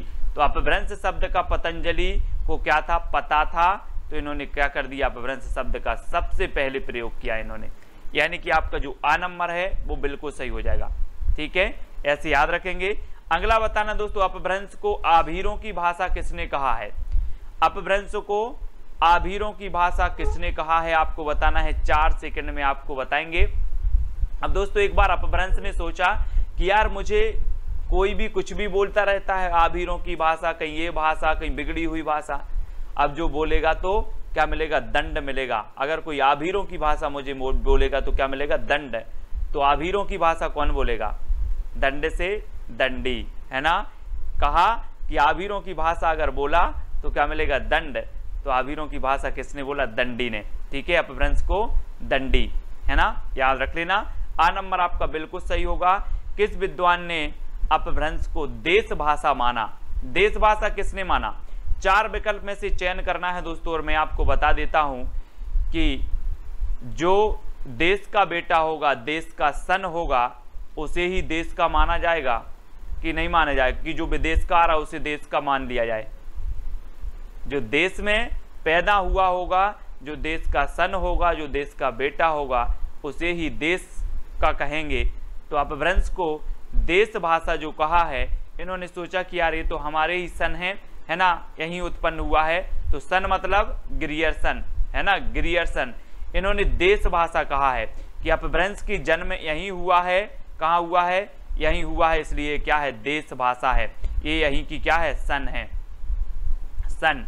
ठीक है, तो ग्रियर्सन, ग्रियर्सन साहब के बारे में आपको पता है कि इनका एक ग्रंथ है modern vernacular literature of Hindustan. ठीक है, और ये एशियाटिक सोसाइटी ऑफ बंगाल के निर्देशन में प्रकाशित हुआ था, है ना, मॉडर्न वर्नाकुलर लिटरेचर।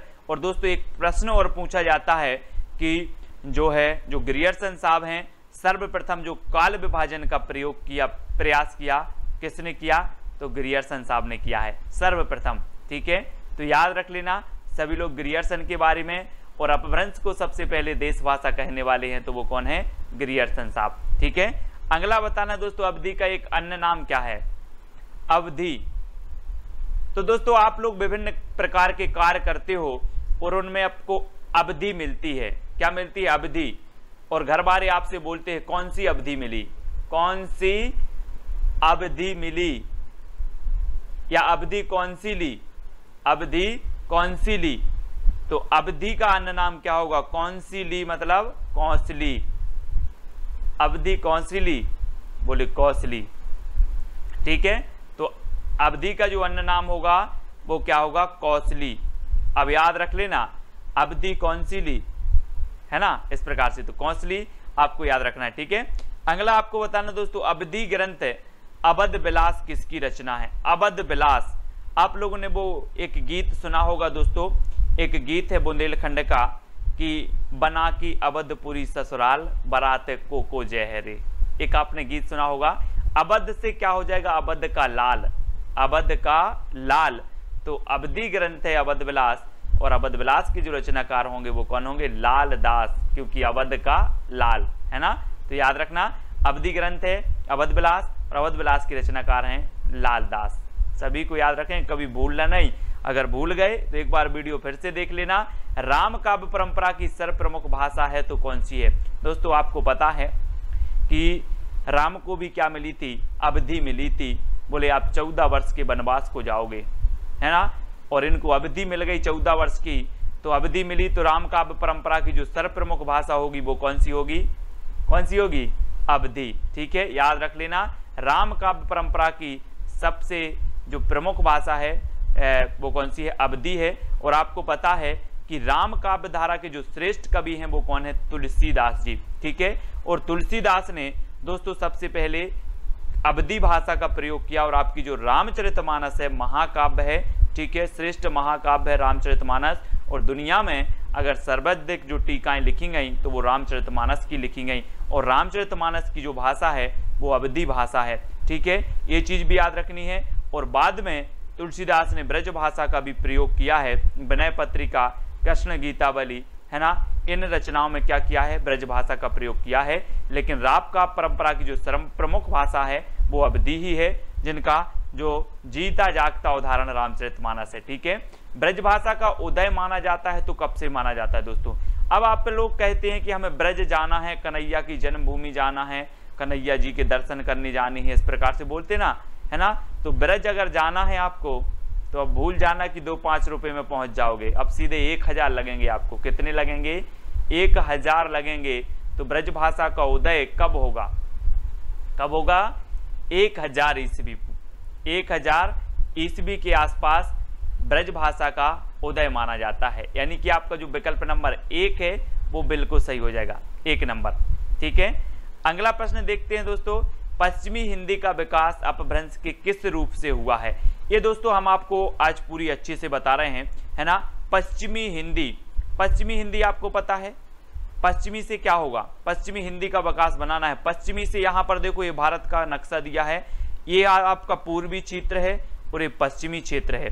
और पश्चिमी क्षेत्र में कौन सा आता है? गुजरात। और गुजरात में आपको पता है शेर बहुत हैं, शेर बहुत हैं। पश्चिमी राज्य गुजरात और गुजरात में शेर बहुत हैं। तो पश्चिमी हिंदी का जो विकास माना जाएगा वो कैसे माना जाएगा? शेर से सौर सैनी, है ना, सौर सैनी अपभ्रंश से कौन सी निकली? पश्चिमी हिंदी, ठीक है, याद रख लेना है ना। सौर सैनी अपभ्रंश से पश्चिमी हिंदी आई। और मागधी से कौन सी आई? मागधी, मागधी से आई दोस्तों आपकी कौन सी? बिहारी का बंगला ओड़ा असमिया में। इसका एक कोड है वो आपको याद रखना है, बिहारी का बंगला ओड़ा असमिया में, बंगला ओड़ा असमिया, ठीक है, ये याद है आपको और होगा। तो बिहारी से बिहारी हिंदी, ठीक है, और बंगला ओड़ा से उड़िया और असमिया, है ना, ये जो है ये कैसे आई? मागधी से आई, है ना। तो याद रख लेना है, मगध में बिहारी का बंगला ओड़ा असमिया, मगध से बन जाएगा आपका मागधी, है ना। और बिहारी हिंदी, बंगला, उड़िया और असमिया ये सभी कौन से निकली हैं? मागधी से, है ना। और पश्चिमी हिंदी से सौर सैनी से पश्चिमी हिंदी, ठीक है, याद रख लेना। अर्धमागधी से कौन सी निकली? पूर्वी हिंदी, अर्धमागधी से पूर्वी हिंदी, ठीक है। ब्राचड़ से कौन सी निकली? सिंधी निकली, सिंधी। तो ये तो हो गई आपकी इनसे निकलने वाली भाषाएं। फिर दोस्तों आपको पश्चिमी हिंदी से भी पढ़ना है। पश्चिमी हिंदी से जो निकली आपकी निकली कौन कौन सी? पश्चिमी हिंदी की बात करें तो आपकी निकली दोस्तों गुजराती, कौन सी निकली?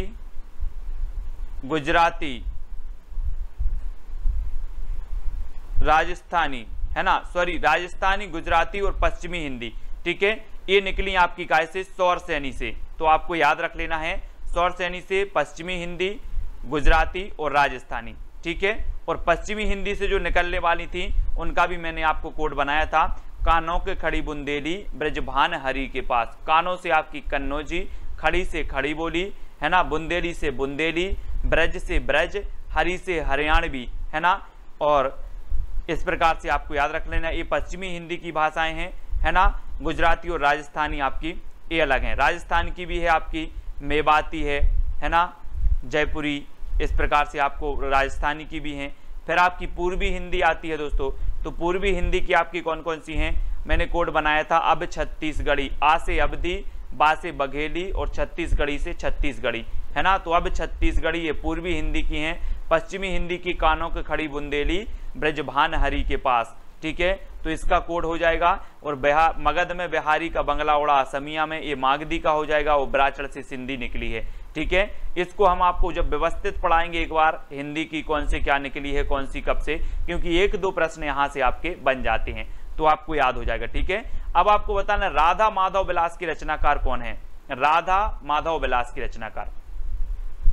अब दोस्तों आपको नहीं लग रहा कि राधा और माधव को क्या बोलते हैं, श्री कृष्ण, तो राधा कृष्ण बोल दो सीधे सीधे। तो राधा माधव इनकी हम क्या करते हैं, जय करते हैं, जय, राधा माधव की जय।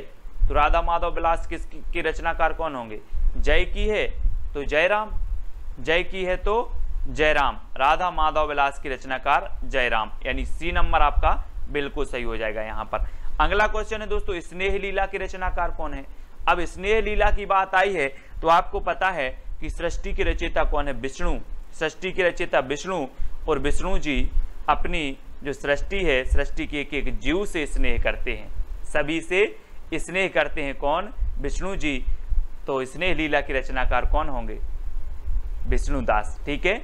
स्नेह लीला के रचनाकार विष्णुदास, यानी कि आ नंबर आपका बिल्कुल सही हो जाएगा। अगला बताना दोस्तों, रानी केतकी की कहानी के रचनाकार कौन है। बहुत ही बढ़िया है, उदयभान चरित इसे कहा जाता है, ठीक है। इसका दूसरा नाम है उदयभान चरित, रानी केतकी की कहानी, है ना। और दोस्तों आपको पता है कि रानी केतकी की कहानी इंसान ने ही नहीं अल्लाह ने भी सुनी। रानी केतकी की कहानी इंसान ने ही नहीं अल्लाह ने भी सुनी। तो इसके रचनाकार कौन होंगे, इंसा अल्लाह खां, है ना, इंसा अल्लाह खां, याद रख लेना। रानी केतकी की कहानी इंसान ने ही नहीं अल्लाह ने भी सुनी, तो इंसा अल्लाह खां। हिंदी साहित्य का दूसरा इतिहास के रचनाकार कौन है, दूसरा इतिहास के रचनाकार बताना है दोस्तों। और 4 सेकंड में आप अपना उत्तर का चयन करेंगे।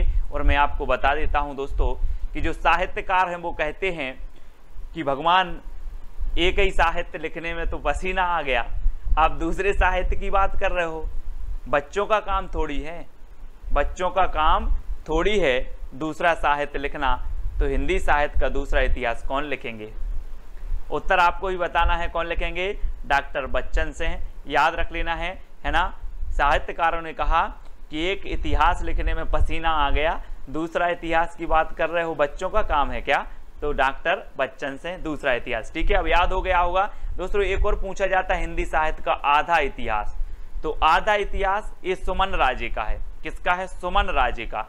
और आपने देखा होगा दोस्तों कि जो सुमन मतलब होता है क्या, फूल, और फूल किसी को आधा नहीं दिया जाता, नहीं तो कहा कि फूल लिया है आधा इसको दे दो और आधा उसको दे दो, ऐसा होता कहीं नहीं होता। तो सुमन राजे का क्या है, हिंदी साहित्य का आधा इतिहास, और आधा नहीं दिया जाता कभी, सुमन, है ना, फूल, तो याद रख लेना। हजारी प्रसाद द्विवेदी की बात करें तो हिंदी साहित्य का आदिकाल भी है, हिंदी साहित्य की, है ना, भूमिका भी है, हिंदी साहित्य की भूमिका याद रखेंगे सभी लोग। हिंदी साहित्य का उद्भव एवं विकास है हजारी प्रसाद द्विवेदी का, है ना। रामचंद्र शुक्ल जी का तो है ही हिंदी साहित्य का इतिहास। तो ये सारे इतिहास ग्रंथ हैं। नेक्स्ट आपसे पूछा जाता है कीर्ति लता के रचनाकार कौन है। और दोस्तों 4 सेकंड में आप अपना उत्तर तो चयन करेंगे। और मैं आपको बता दूं कि कीर्ति कब फैलती है, कोई व्यक्ति मूर्ख है और कोई विद्यावान है तो किसकी कीर्ति फैलेगी, विद्यावान की फैलेगी ना, जिसमें विद्या है उसी की कीर्ति फैलेगी। तो कीर्ति लता के रचनाकार कौन होंगे, विद्यापति, है है ना। और दोस्तों इस कीर्ति में इन्होंने क्या किया था, राजा कीर्ति सिंह की यशोगाथा का वर्णन किया था, है ना। और विद्यापति की ये 3 रचनाएं प्रमुख मानी जाती हैं दोस्तों। इनकी एक रचना है पदावली। पदावली जो है इनकी मैथिली में रचना है। ये पूछी जाती है विद्यापति की कौन सी रचना मैथिली में है, तो इनकी जो पदावली है ये मैथिली में है। और इनकी कीर्ति लता और कीर्ति पताका ये 2 रचनाएं अबहट्ट में हैं, ठीक है। कीर्ति लता और कीर्ति पताका अबहट्ट भाषा में है, तो इनको आपको याद रखना है। और चंद्रबरदाई के बारे में तो पता है आपको कि ये हिंदी के प्रथम महाकवि हैं, है ना, याद रख लेना है। और राउलबेल एक रचना है चंपू काव्य, उसकी रचनाकार रोड़ा कवि हैं, है ना। ढोला मारूरा दुहा जिसकी रचनाकार कुशल लाभ हैं, है ना। और इनकी रचना हमें पढ़ना है पदलता पताका। पदलता पताका, पदावली, कीर्ति लता, कीर्ति पताका, ठीक है। इस प्रकार से अगला बताना है दोस्तों, अभिमान मेरु किसे कहा जाता है। दोस्तों आपको पता है कोई आदमी के पास जब धन बहुत हो जाता है, कोई अच्छी संपत्ति हो जाए, उन्हें अभिमान हो जाता है, अरे यार अभिमान हो गया, अहंकार हो गया, है ना। ऐसे ही पुष्प ने कहा कि मुझे तो देवताओं के ऊपर चढ़ाया जाता है, मेरी तो माला बनाई जाती है। तो पुष्प को क्या हो गया, अभिमान हो गया, पुष्प को अभिमान हो गया। तो अभिमान मेरु किसे कहा जाएगा, किसे कहा जाएगा, पुष्पदंत को। पुष्पदंत ने दोस्तों अपने आप को अभिमान मेरु का। ऐसा भी क्वेश्चन आता है निम्न में से बताइए कौन सा कवि अपने आप को, कौन से कवि ने अपने आप को अभिमान मेरु की उपाधि दी थी, तो पुष्पदंत, है ना। इनका एक आपने पढ़ा होगा महापुराण, महापुराण ग्रंथ है पुष्पदंत जी का, बहुत ही श्रेष्ठ है पुष्पदंत जी का महापुराण, है ना। तो इन्होंने अभिमान मेरु कहा था, ऐसे ही पुष्प को भी अभिमान हो गया, इस प्रकार से याद रख लेंगे, है ना। तो आ नंबर आपका बिल्कुल सही होगा। कुमारपाल प्रतिबोध की रचनाकार कौन है, कुमारपाल प्रतिबोध। अब 4 विकल्प हैं, 2 सेकंड आपके पास हैं। और आपको पता है दोस्तों कुमार आ रहा है यहाँ पर, कुमार।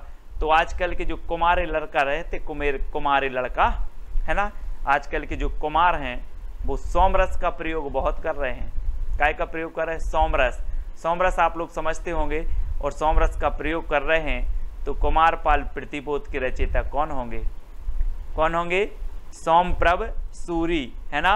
क्योंकि कुमार लोग सोमरस का प्रयोग कर रहे हैं, इसलिए कुमारपाल प्रतिबोध के रचनाकार सोमप्रभ सूरी, यानी विकल्प नंबर आपका ए जो है वो बिल्कुल सही हो जाएगा। कि श्री संप्रदाय की स्थापना किसने की थी। जी हाँ दोस्तों, 2 सेकंड में आप अपने उत्तर का चयन करें। जब तक मैं आपको बता देता हूं कि पुष्टि मार्ग के प्रवर्तक कौन थे, वल्लभाचार्य, है ना। सरहपा की एक रचना है दोहा कोश, ठीक है ना, सभी को पता है दोहा कोश है सरहपा की रचना। और आपका उत्तर हो जाता है श्री संप्रदाय की, क्या हो जाता है, रामानुजाचार्य, है ना, रामानुजाचार्य। और दोस्तों आपको पता होगा कि देश के कोने कोने में हम क्या बोलते हैं, श्री, फिर क्या लगाते हैं, राम, क्या करते हैं, श्री राम। तो श्री संप्रदाय के साथ हमने राम जोड़ दिया, तो श्री संप्रदाय के कौन होंगे, रामानुजाचार्य, श्री राम, है ना। तो रामानुजाचार्य, श्री संप्रदाय के रामानुजाचार्य, ठीक है।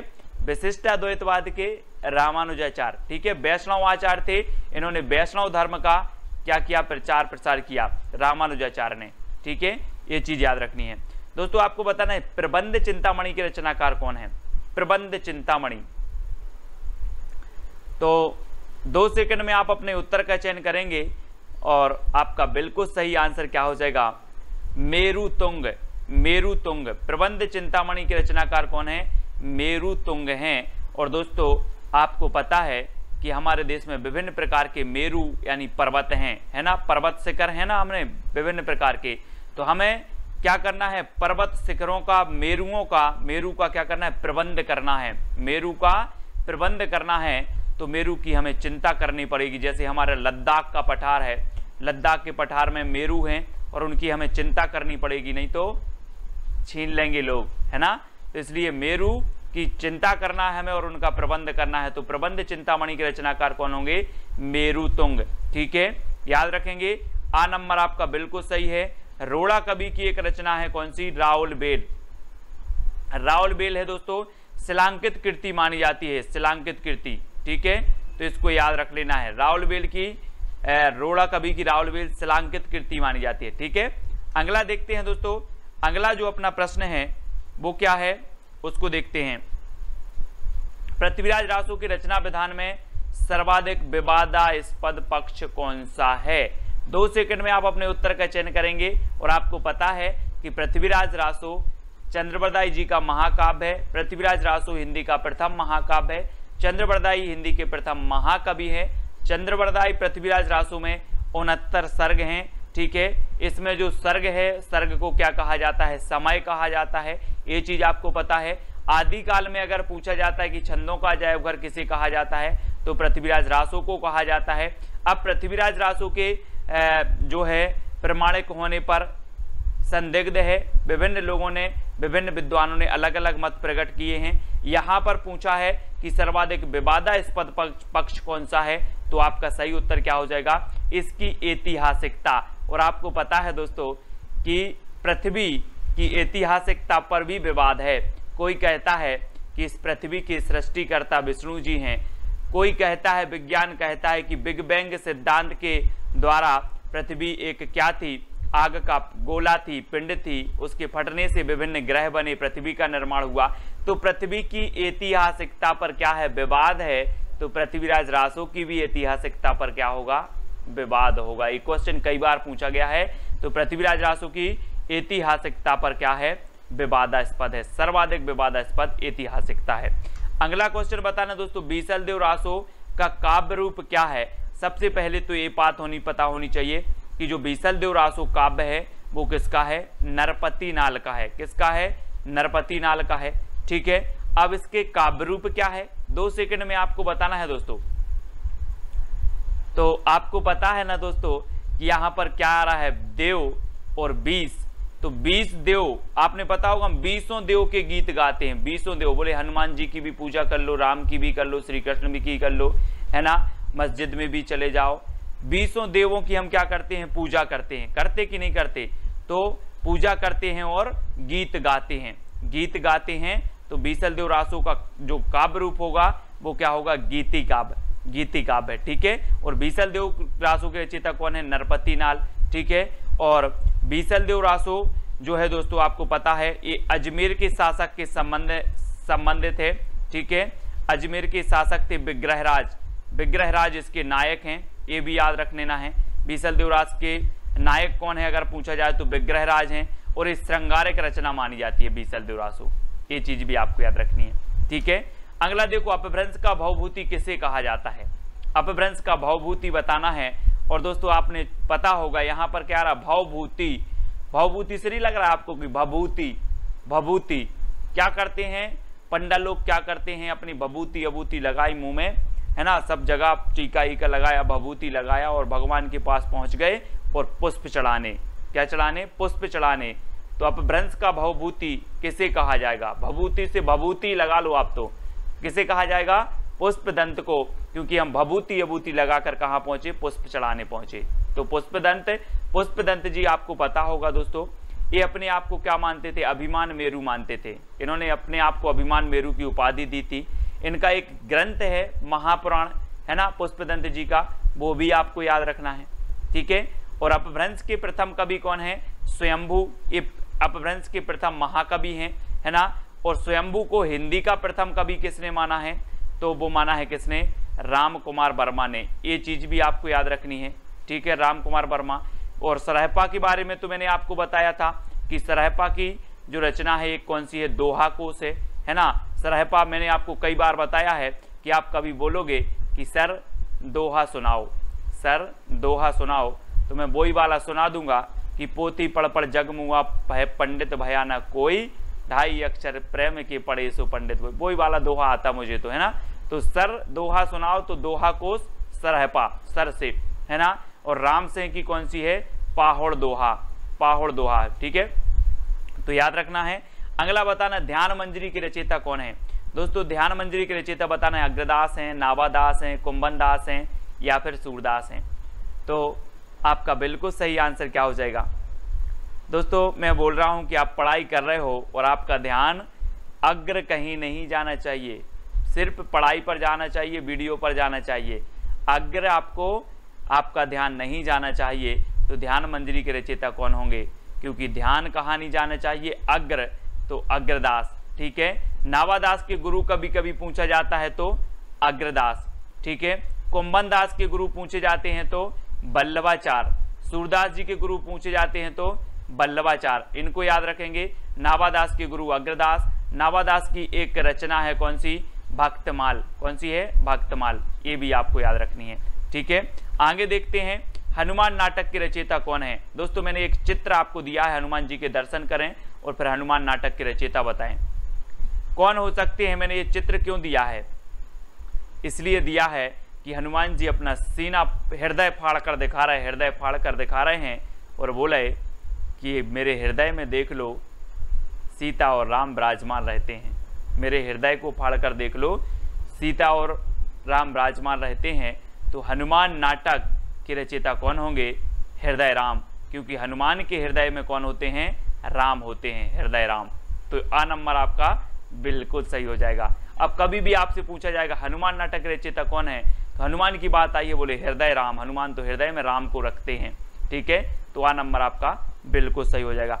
अगला बताना है दोस्तों बरबे रामायण के रचयिता कौन है, बरबे रामायण। 4 विकल्प हैं, 4 में से चयन करना, 2 सेकंड आपको दिए जाते हैं। और एक चीज बताना दोस्तों कि जब तुलसीदास ने रामायण लिखी, तुलसीदास ने रामायण लिखी, रामचरितमानस लिखी, तो एक चीज बताना कि रामायण पर आधारित इन्होंने रामचरितमानस लिखी, लेकिन इन्होंने बार बार नहीं पढ़ी होगी क्या इसको। हम कोई भी चीज 5 लाइन लिख देते हैं, 5 लाइन अगर कोई अच्छी सी पंक्तियां लिख दी, कविता लिख दी, तो हम बार बार पढ़ते रहते उसी को। तो तुलसीदास ने इतना बड़ा महाकाव्य लिखा, ये बार बार नहीं पढ़ेंगे, पढ़ेंगे ना बार बार, तो बार बार पढ़ी तो बरबे रामायण, बरबे से बार बार, बरबे रामायण के रचयिता कौन होंगे, बोले तुलसीदास होंगे, क्योंकि इन्होंने क्या की, रामचरितमानस की रचयिता इन्होंने रचना की, रामायण की रचना की, है ना। तो इन्होंने बार बार पढ़ी, इसलिए बरबे रामायण याद रखना। तुलसीदास जी राम काव्य धारा की पता है आपको, श्रेष्ठ कवि माने जाते हैं, है ना। जानकी मंगल, है ना, बरबे रामायण और भी बहुत सारी इनकी रचनाएं हैं, रामचरितमानस, ठीक है, विनय पत्रिका, कृष्ण गीतावली, ये सारी की सारी रचनाएं याद करना है तुलसीदास जी की। ट्रिक से मैं आपको याद करवाएंगे एक बात, है ना। अग्रदास की हमने पढ़ी थी कौन सी, ध्यान मंजरी पढ़ ली थी। और अग्रदास जो गुरु हैं अग्रदास, वो किसके हैं, नाभादास के हैं, ठीक है। प्राणचंद्र चौहान की आपको पता है दोस्तों, प्राणचंद्र चौहान की भी इनकी रचना है, कौन सी है याद नहीं आ रही है मुझे, बहुत अच्छी है, पूछी जाती है, रामायण महानाटक। कौन सी है, रामायण महानाटक। हम बोल देते ना कि रामायण हमारे क्या हैं, प्राण हैं, रामायण हमारी प्राण है, तो रामायण महानाटक के रचयिता कौन होंगे, प्राणचंद्र चौहान। और पुष्पदंत के बारे में तो आपको बता दिया है दोस्तों कि इन्हें भवभूति कहा जाता है, अपभ्रंश का भवभूति पुष्पदंत को, है ना। महापुराण इनका एक काव्य है, रचना है महापुराण, ठीक है। और पुष्पदंत जो हैं बहुत ही इन्होंने अपने आप को क्या कहा था, अभिमान मेरु कहा था। तो ये चीज भी आपको याद करनी है। और बरबे बार बार रामायण किसने पढ़ी थी, तुलसीदास ने, तो बरबे रामायण के तुलसीदास हो जाएंगे, ठीक है। हंस जवाहर की रचयिता बचाना है दोस्तों, हंस जवाहर। यहाँ पर जवाहर हीरा जवाहरात रखे हैं यहाँ पर, और आप कहीं गए हो काम करने और यहाँ से आपके जो हंस जवाहर क्या हो गए, गोल हो गए, जवाहर गोल हो गए। आपने पूछा कि जवाहर कहाँ गए, तो बोले हंस जवाहर खा गया, हंस जवाहर खा गया। क्यों खा गया हमें विश्वास नहीं है, बोले कसम से हंस जवाहर खाए गया। तो कसम से तो कासिम शाह है, हंस क्या खा गया, जवाहर खा गया।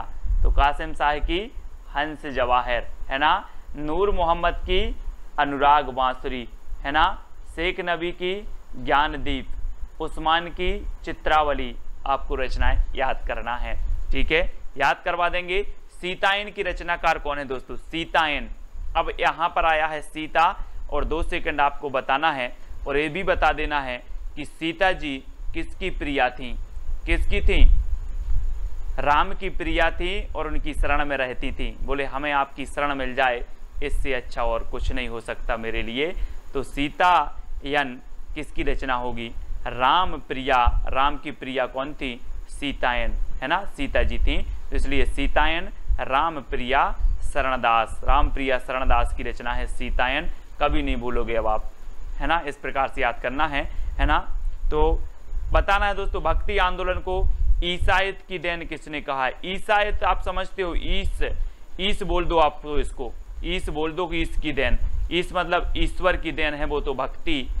तो आप लोग बोलते हैं, आपने कई लोगों के मुंह से सुनी होगी कि हम तो ईश्वर के क्या हैं, संतान हैं, हम तो ईश्वर के सन हैं, हम तो ईश्वर के पुत्र हैं, है ना।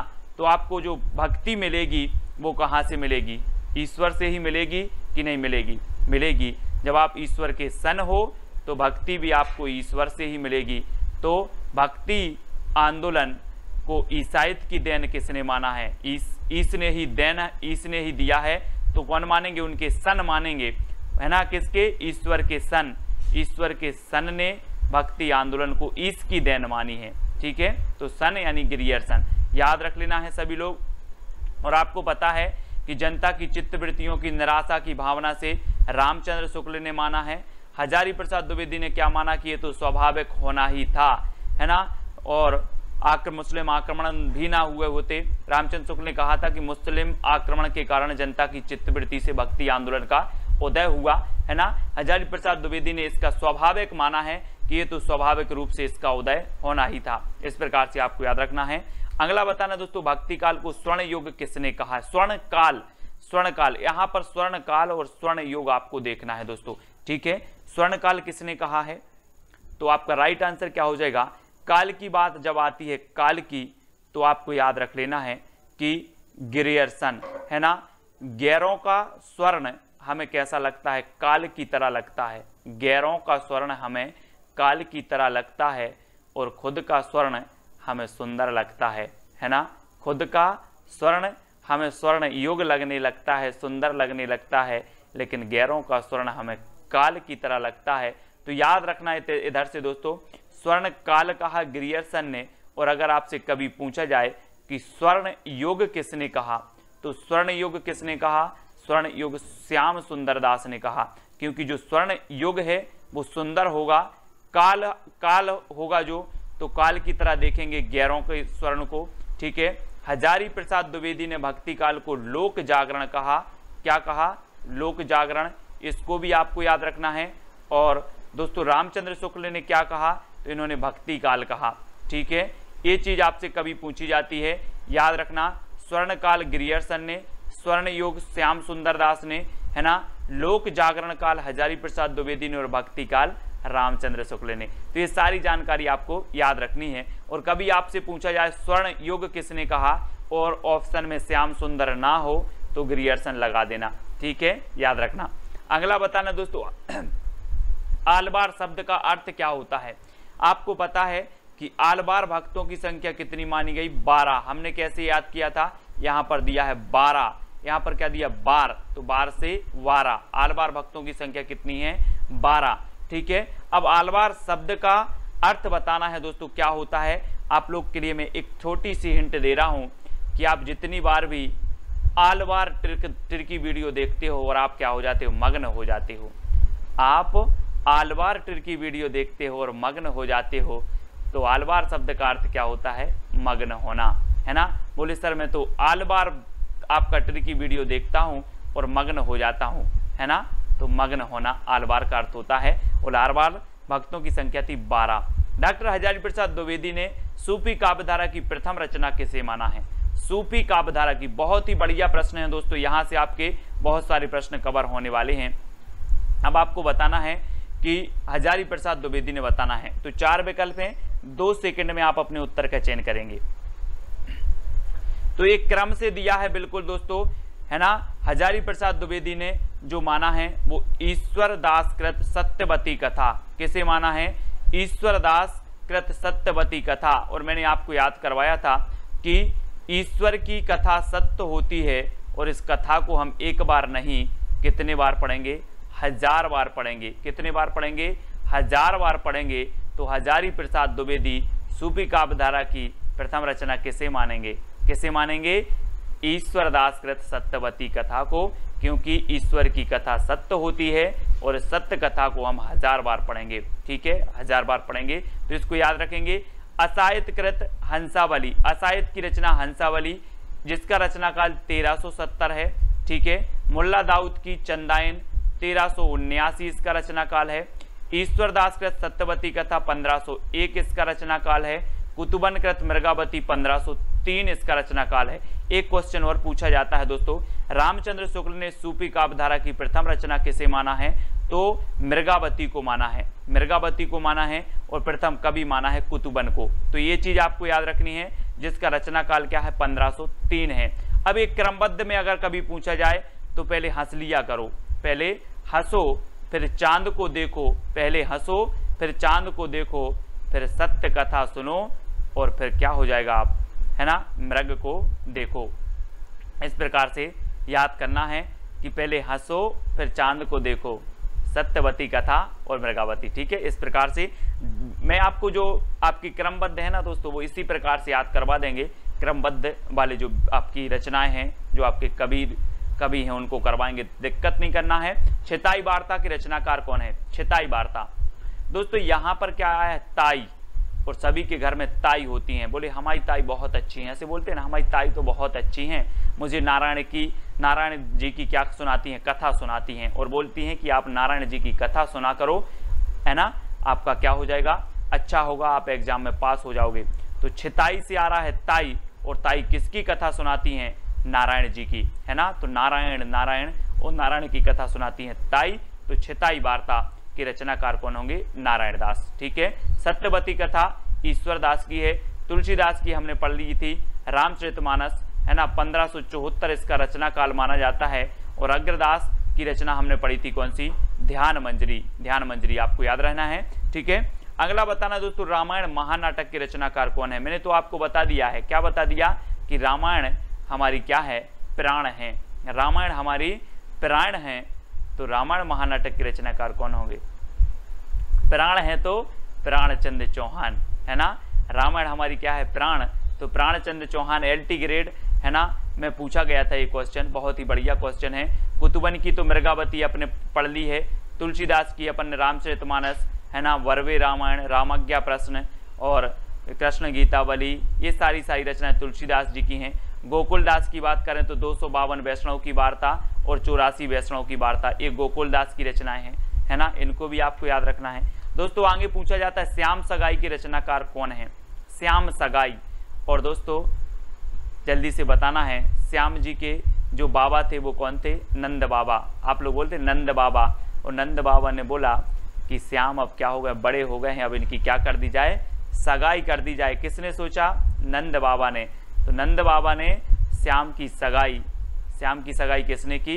नंद बाबा ने। तो नंददास, श्याम सगाई के रचनाकार कौन होंगे?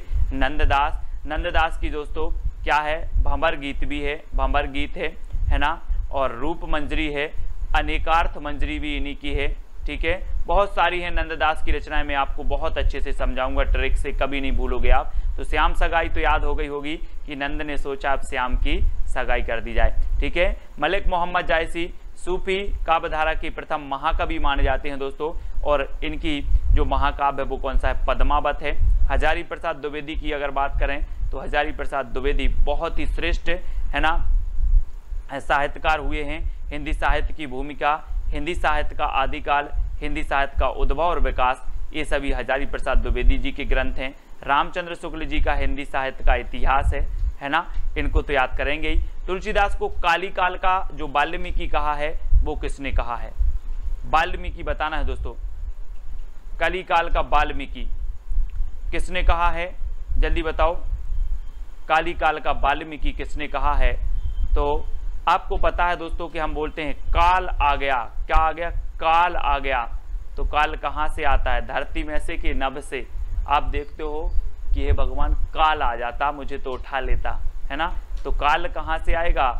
नभ से आएगा। तो कली काल का वाल्मीकि किसे कहा जाएगा? किसने कहा है? तो नावादास ने। नभ से आएगा काल, है ना। तो कली काल का वाल्मीकि नावादास ने कहा है। किसे? तुलसीदास को। ठीक है, याद करना है। अगला देख लेते हैं दोस्तों, तुलसीदास को चलता फिरता तुलसी तरु किसने कहा है?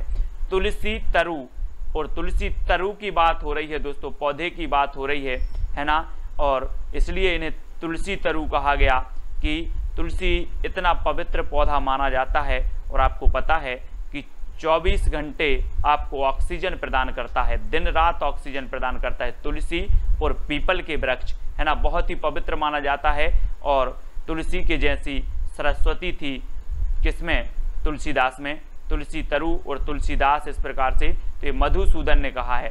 ठीक है, किसने, मधुसूदन ने। और मधु मतलब होता है भौरा, तो भौरा किसके पास जाएगा, तरु के पास तो जाएगा, है ना, तो मधु तरु के पास जाएगा, इसलिए मधुसूदन सरस्वती ने तुलसीदास को चलता फिरता तुलसी तरु कहा। बहुत ही बढ़िया प्रश्न है, कई बार पूछा गया है। अगला बताना, भक्तमाल के टीकाकार कौन माने जाते हैं। भक्तमाल के टीकाकार प्रियादास हैं, अग्रदास हैं, हेमचंद्र या फिर देवसेन हैं। तो आपको बताना है दोस्तों, भक्तमाल रचना है किसकी, नाभादास की, लेकिन भक्तमाल के कौन बताना है, टीकाकार बताना है। और मैं आपको हिंट दे रहा हूं कि जो भक्त देते हैं, भक्त होते हैं, वो भगवान के प्रिय होते कि नहीं होते, जल्दी बताओ। भक्त भगवान के प्रिय होते हैं, इसलिए भक्तमाल के टीकाकार कौन होंगे, प्रियादास। कौन होंगे, प्रियादास होंगे। तो आ नंबर आपको याद रख लेना, क्योंकि भक्त भगवान के प्रिय होते हैं, तो प्रियादास। ठीक है, अग्रदास की तो हमने पढ़ी ही थी कि अग्रदास की ध्यान मंदिरी। हेमचंद्र अपभ्रंश के व्याकरणाचार्य हैं। देवसेन दोस्तों हिंदी की प्रथम रचना है इनकी कौन सी, श्राप का चार। ठीक है, श्राप का चार 933 ईस्वी जिसका रचना काल है, तो इसको भी आपको याद रखना है। ठीक है, अब दोस्तों आपको एक चैलेंज प्रश्न दिया जाता है कि विनय पत्रिका की भाषा क्या है। आपको कमेंट में इसका उत्तर बताना है, विनय पत्रिका की भाषा क्या है, अवधी, भोजपुरी, ब्रज या फिर मैथिली। तो इसकी भाषा आपको बताना है कमेंट में। सभी लोग, जितने भी लोग देख रहे हैं, सभी को इसका उत्तर बताना है। ठीक है, सभी लोग बताएंगे। और आपका जो पिछला चैलेंज प्रश्न था, चित्रलेखा किसकी रचना है, तो चित्रलेखा किसकी है, भगवती चरण वर्मा की। हमने कैसे इसको याद किया था कि हमें जो हम पुस्तक पढ़ते हैं, जो हम रजिस्टर में पढ़ते हैं, जो नोट्स पढ़ते हैं, सबसे पहले पृष्ठ पर हमें चित्र बनाना है किसका, भगवती का। भगवती का बनाओगे तो आपका कल्याण जरूर होगा। इस प्रकार से हमने दोस्तों हिंदी साहित्य की निरंतर रोज अपनी क्लास चलती है सुबह 9:30 पर, है ना, जिसमें हम टिर्की बे में समझते हैं। शाम को रात्रि 9 बजे भी आपका टेस्ट होता है ना, विस्तृत अध्ययन करते हैं, टेस्ट होते हैं। तो हिंदी साहित्य की 2 क्लासें आपकी चलती है, सुबह 9:30 बजे और रात्रि 9 बजे। ठीक है, तो इन जरूर देखें इनको। हिंदी व्याकरण की आपकी 8 बजे क्लास होती है, तो उसको देखें। वीडियो को लाइक करें। जो भी अभी टेलीग्राम ग्रुप से नहीं जुड़े वो टेलीग्राम से जुड़ जाएं। टेलीग्राम से जुड़ने के लिए आपको सर्च करना है टेलीग्राम पर IAS स्टडी ट्रैक और ज्वाइन हो जाना है। ठीक है, और दोस्तों व्हाट्सअप ग्रुप है अपना 9098609291। ये व्हाट्सअप नंबर है। ये व्हाट्सअप ग्रुप में आप जुड़ सकते हैं। इस पर मैसेज करेंगे तो व्हाट्सअप ग्रुप की आपको लिंक मिल जाएगी, तो आप व्हाट्सअप ग्रुप से जुड़ सकते हो। इंस्टाग्राम में आपको सर्च करना है self study classes Sumit Jain. ठीक है, और फेसबुक पे आपको सुमित जैन सर्च करना है और वीडियो को लाइक करके शेयर अवश्य करना है। वीडियो कैसा लगा कमेंट के माध्यम से अवश्य बताना है और शेयर जरूर करना है। लाइक तो सभी लोग करेंगे। जय हिंद,